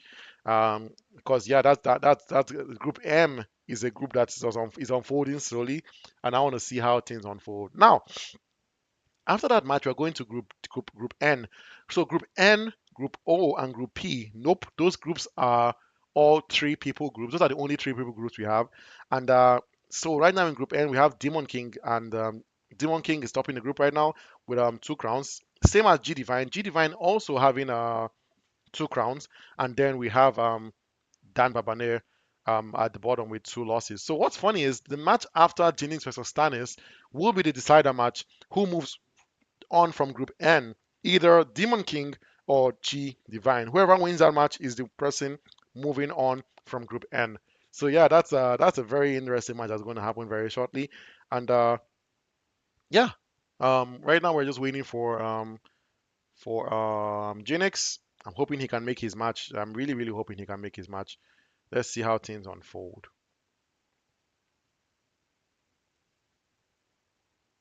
Yeah, our team at the back is trying to get a hold of Jinx. I really hope they're able to get a hold of Jinx because Jinx is someone I love watching his gameplay. Yes, I know he hasn't performed that well in the group stages, having 2 losses already, but he's still a very good player. He's someone that I enjoy watching his match. I enjoy seeing how he changes his tactic, how he changes his game style to adapt. He's very adaptable, so I want to see how he performs in these groups in the group stages. I really hope he's able to make his match today, and there are no reschedules today, as I mentioned earlier, because because this is the final day of the group stages, so hell, we can't reschedule anyone. Yeah, it's that. So this is our second to last match of the stream, Genix versus Stannis, and let's see how things unfold. I really hope the match happens. There's a match I really want to watch. I like seeing Stannis play. Stannis, the Scotsman, Scottish Stannis. I think he has changed his name to just Stannis. It used to be Scottish Stannis, but now I see it's just Stannis, and he's just dropping the emotes on the clan. Such a fun guy, always active on our chat on WhatsApp or on the YouTube. But yeah, I'm seeing yeah, even Samuel just saying I think fire spirits do the same damage as fireball. Yes, Samuel. People underestimate the fire spirit a lot. It does massive damage. Like I feel a lot of people see the furnace and they see the fire spirits and they focus more on the furnace than the fire spirits. And the fun, but I think in that combination, I think the fire spirits are even more of the dangerous part of that combo than the furnace. So people need to look at the furnace. That fire speed was able to just keep on chipping damage on TTM's tower. Something that's one of the reasons why he also lost lost that match. Even Jones, you see Jones saying a single mistake cost him. Yeah, a single mistake in that third game cost him that match. Like that was I see. Yeah, I don't even blame him. Like I'm telling you guys, I'm lucky I'm a commentator in this tournament. I'm not one of the participants. I don't know how you guys are keeping your nerves, how you guys are maintaining composure and playing your matches. Like I would be trembling, I would be shaking, I would be making wrong predictions, wrong drops. And look at that mistake that he made, right? Dropping the fisherman a bit too far away, the placement. That was see how that cost him that tower. Like, and I know it's the nerves getting to this level of the tournaments when you know that everything is really hanging on the line, you start to make mistakes. He's human, right? That's what happens to human beings. You start to make mistakes that you would never make normally. And that was just what cost him that match. Very, very sad to see. But yeah, our team is still trying to get a hold of Genix. Yeah. Praise just said that Stannis has multiple accounts, and one of the accounts is the Scottish Stannis. Oh, really? It's so funny people have multiple accounts in Clash Royale. I know people that have like 2 or 3 accounts. I know the MVL. Sometimes I see his name is just MVL. Sometimes I see his name is MVL Junior.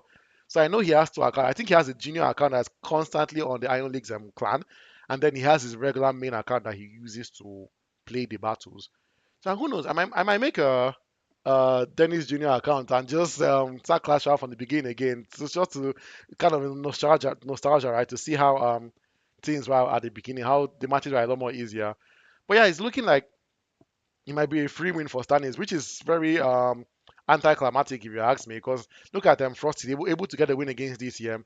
If and but if Stannis' his opponent doesn't show up, that's a free win for Stannis, and Stannis would be officially moving on to the round of 16. He has like 3 more minutes to show himself. If he doesn't, that's a free win for Stannis, and then Stannis officially moving on to the round of 16. But yeah, I'm going to say some early congratulations because something tells me Jinx might not make the match.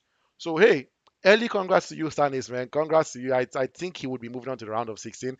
Stannis has really been clinical since the tournament beginning, winning most of his matches, if not all of his matches. So I don't think Stannis has lost a single match. I might be wrong though. I can't remember to be honest.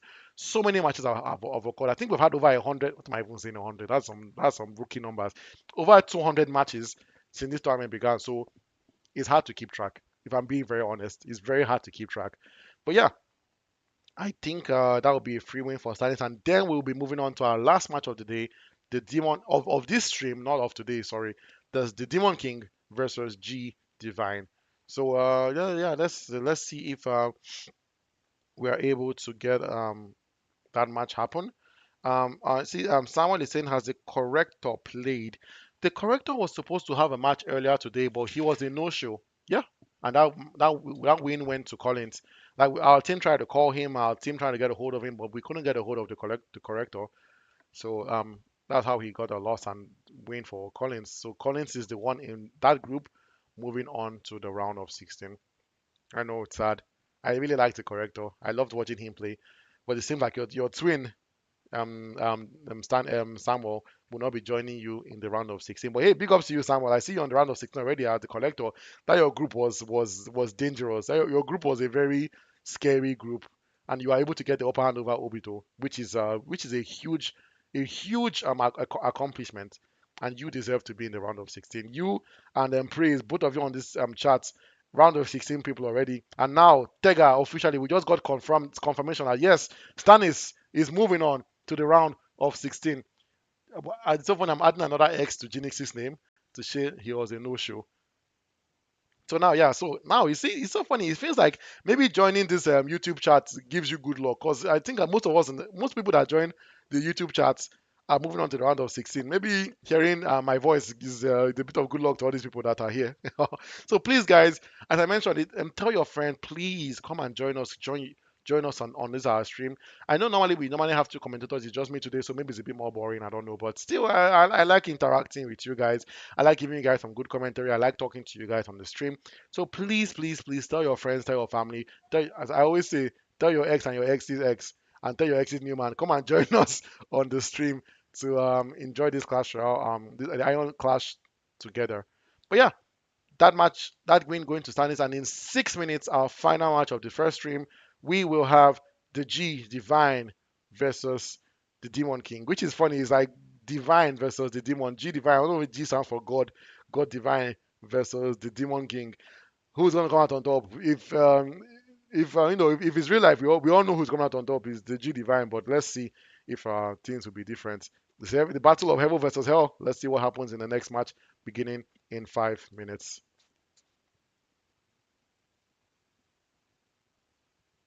But yeah, Ubong, I would say if you want some training, maybe reach out to Vlad. He might be a better person in a better spot to train you than I would be.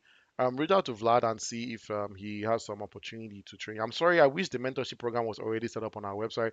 You could have just simply done that. It's easy peasy to get hooked up with someone that will train you immediately, but it's not yet ready. We weren't able to really work on it this last week as well. We were focusing more on the Iron Kings and the Iron Credit system and the prediction system because we are getting closer and closer to the round of 16. So the prediction system has to be ready before that happens, before we get to round of 8. But yeah, just to let you guys know, I know there's been some confusion here and there. When we get to the round of 8, not the round, so round of 16 is still going to be like the way the matches are.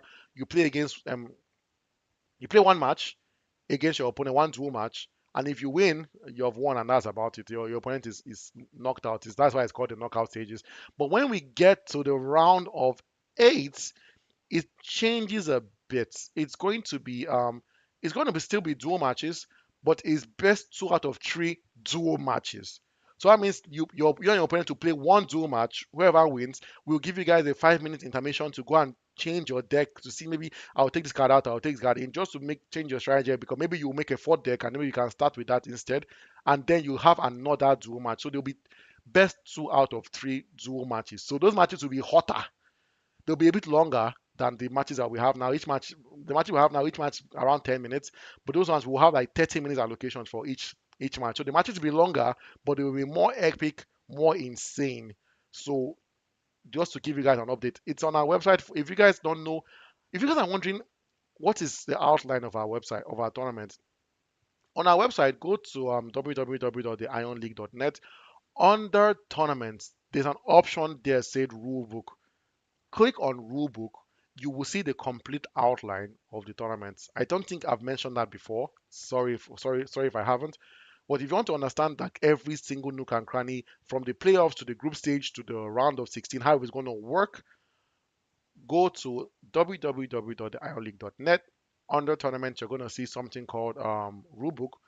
Click on rulebook, and then you'll see everything there, all the information about how the matches will be played, how we decide on tiebreakers, and all the fun stuff that we have to offer. But yeah, those matches are going to be a lot longer, but they're going to be more epic. I'm seeing some comments on our YouTube. I want to just check that out quickly.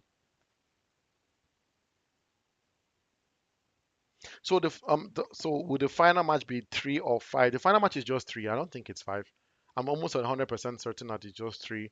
But I'll say check our website. Don't take my word for it. I don't cram all these things. But the final match is just 3, not 5. We don't want to keep 5 is I think 5 is a bit too excessive to keep people. I think people will get tired of playing best 3 out of 5. If for me, I think it's just too much. It's still going to be from the round of 8 to the final match is all um, best of three. But I said check the website. I might be wrong, but even if I'm wrong, even if that's what the website is saying best of five, we're probably going to change that. I don't think it's going to be best of five. There's no way. I think that's much. But yeah, the final. It's so funny how in about 2 weeks we should be watching the final match. Yeah, the tournament should be ending because I know next weekend Saturday is going to be round of 16, Sunday is going to be round of 8.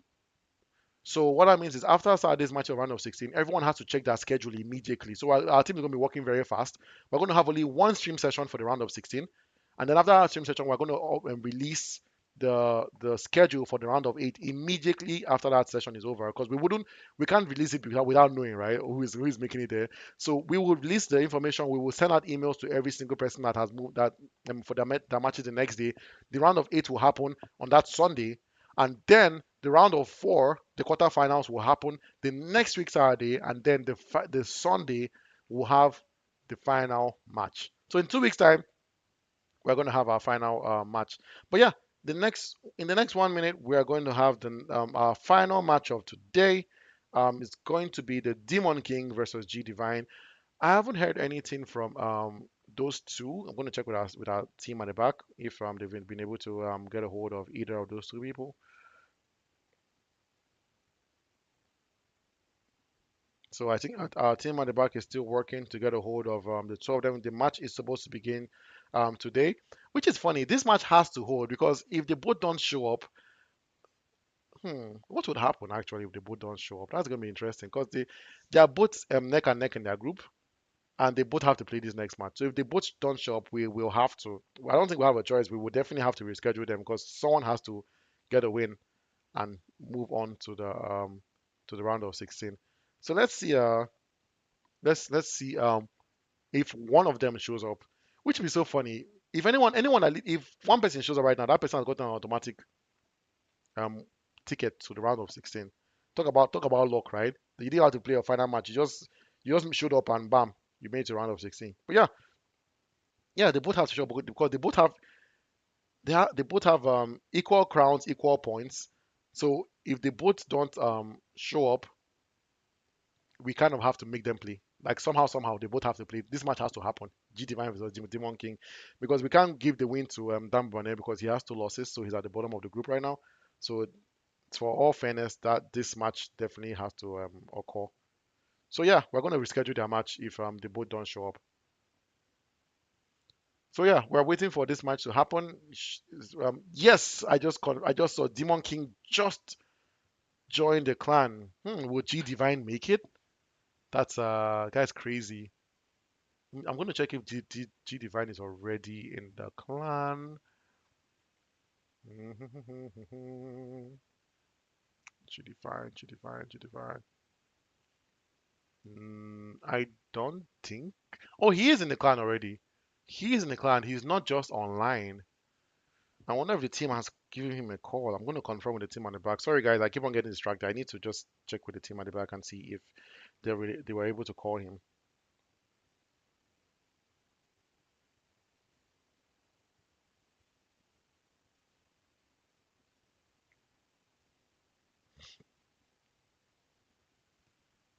Yeah, it seems like they haven't been able to get a hold of G Divine.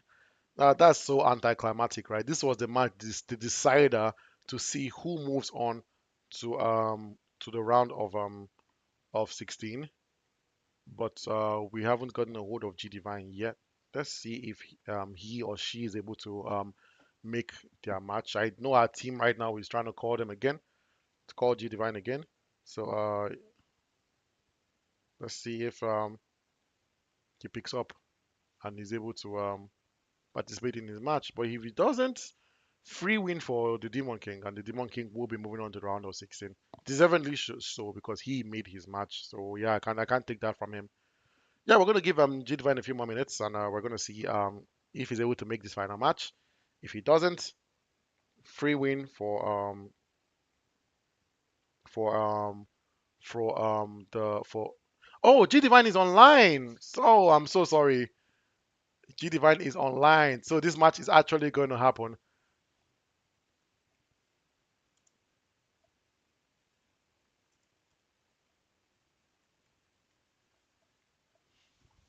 Yeah, G Divine actually made it in the last minute. I'm so glad he was able to make it. I don't like anticlimactic matches where no one is able to make the final match. And Demon King has sent out the DAP. The match has begun. Let's go. Welcome, ladies and gentlemen. Welcome our 8 viewers out there, as Praise mentioned, to the final match of the first stream of this group stage tournament. Today we have the G Divine in the blue and the Demon King in the red. Oh, sorry, G Divine in the red. I'm too hyped up. And Demon King in the blue corner. Both players have said that good lucks to each other. Very professional players, very sportsman with a high level of sportsmanship. But it's like a tactic showdown. They're both just waiting. No one willing to make the first move. Both of them just waiting to see who's going to react first, who's going to nudge first, who's going to drop the card first. I don't always encourage this, waiting for that reactive kind of gameplay. But they are both waiting. They don't care. They really don't care. They are gonna keep on waiting on until one person makes the first move. This is gonna be insane. Are we gonna get to double elixir? I remember there's a match that happened in the playoff stages where no one played that match until we got to double elixir, and then it was just rampage. I see. Oh, finally, G Divine able to making the first move, and then the Demon King dropping the cannon to react to that. I'm surprised though, this tactic by the Demon King, waiting for the G Divine to drop his first card. But let's see how this game unfolds. That was smart by Demon King. Demon King knowing that G Divine has dropped his Valkyrie and then using the Goblin Cannon, the Goblin Barrel to get some damage there. But look at that cannon, a bit too far away from the Valkyrie. The Valkyrie going straight to the tower, and that Valkyrie able to do some damage in the Demon King's tower. That was very smart by Demon King, dropping the Vine at the perfect moment, dealing with the princess, dealing with the cannon, doing some damage to the tower. Will that Goblin style live long enough to get to the tower? It doesn't. The Tesla is out, but the Doctor is also killed, so the ability will not get activated. Both players are playing very reactive gameplays. It's a do me I do you kind of match where they both wait for what someone does and then they react to that. Demon King is letting things slide. What I'm noticing, the Valkyrie getting some damage, the Ice Wizard getting some damage, and now the guards able to get one damage in. Oh, look at this! We are seeing a graveyard spell. Would there be a freeze? Would there be a poison? That was so strange, though. Not using the poison to help the graveyard spell, using the poison to kill the princess. Clearly, the G Divine has been traumatized by princesses in the past because he has been dealing with Demon King's princesses every chance he gets with the vine or with the poison spell. But now that princess, will he be able to get some damage on that tower? No. Perfect use of the evil Valkyrie. But look at the amount of damage those goblins are able to do to that tower. The G Divine tower down to 1321. But now G Divine is cycling that graveyard spell, getting some damage into that graveyard spell. Will he be able to get some damage, able to capitalize on that? No, he doesn't. And I love what the tactic by Demon King. He's just cycling through that Goblin Barrel, and it's working very well for him. G Divine having not the perfect answer for those goblins, and they have been able to take that tower down. I think this game is going to go the Demon King's way. The way things are looking, both towers of G Divine quite low. G Divine down to 961. The Demon King starting at 2180, and the Goblin Barrel out again. So much, what? So much damage, 300 damage down, and Demon King closes it with a rocket. That was clinical by the Demon King. We are going to game 2 now. First game going easily to the game Demon King.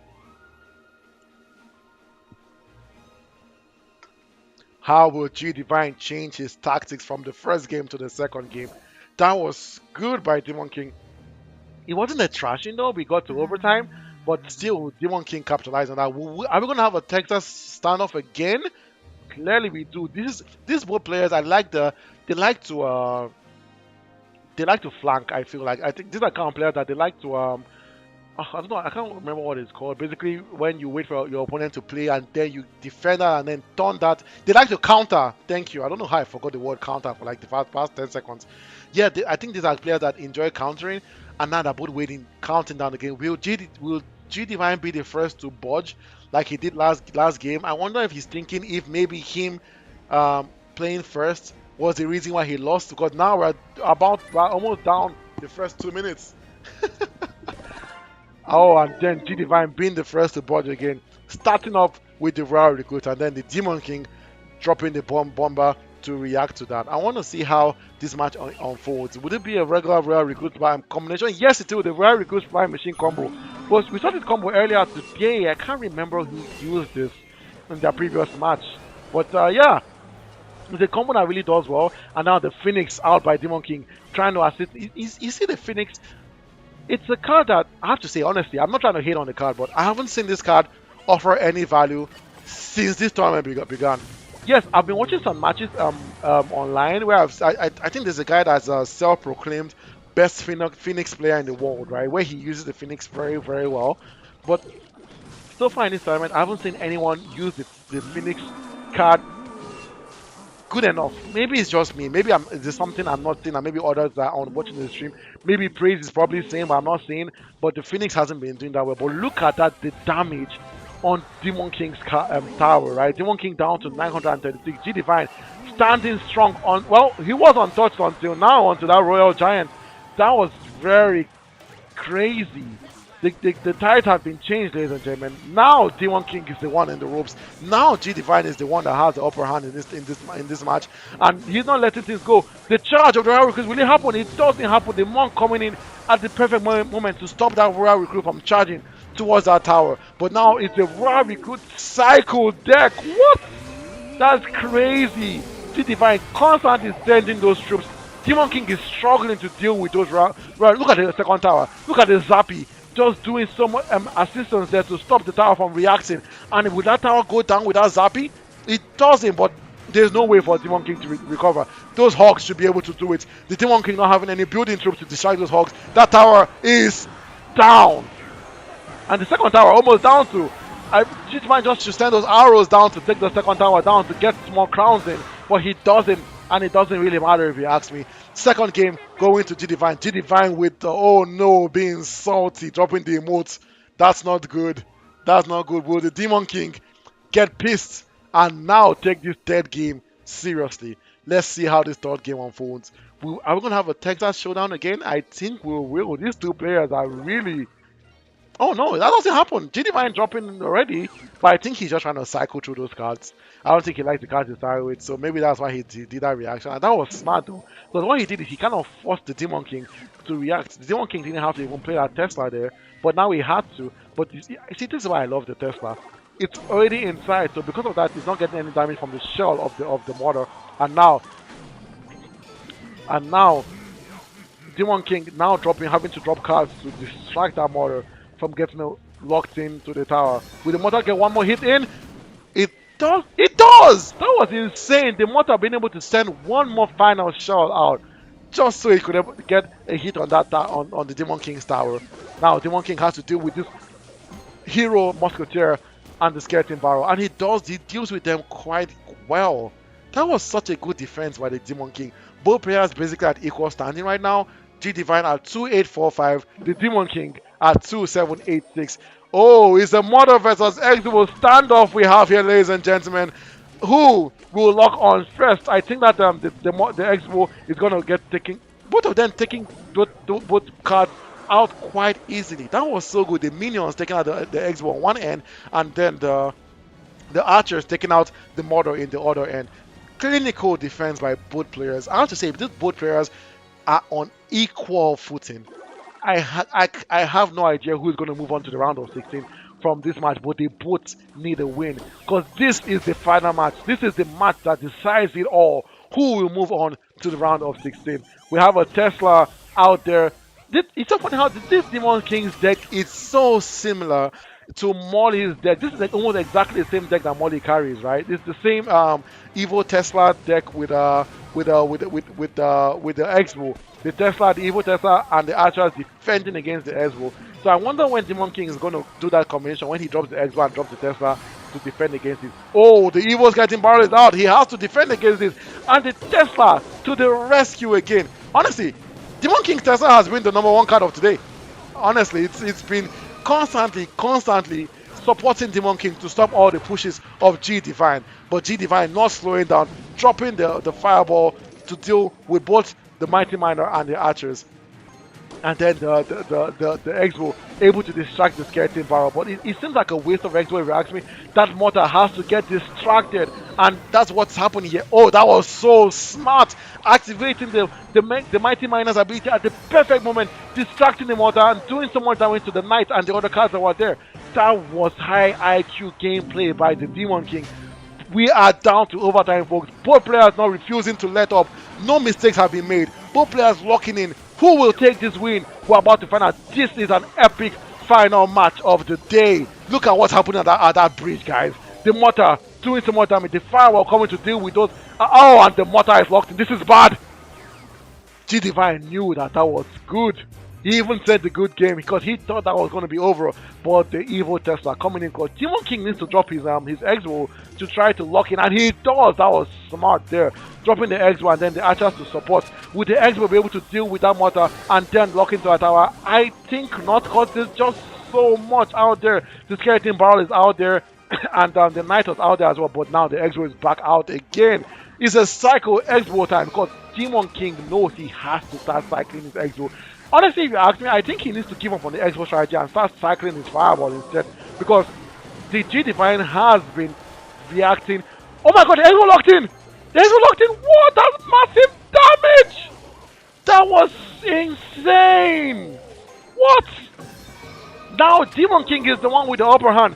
He has taken G Divine's tower down to 1391. G Divine now has to lock in, and I think he has to cycle his fireball because that mortar, it locked in. Oh no, it didn't actually. It shot at it.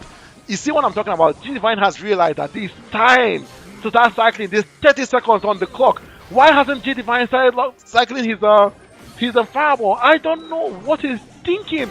Maybe he hasn't noticed the timer, because whenever a game is this hot, you don't notice. I know now he's noticing. Now he's cycling his fireball because you have to give up on the mortar strategy. Demon King is dealing with that strategy easily. And look at this, without X-Bow locking.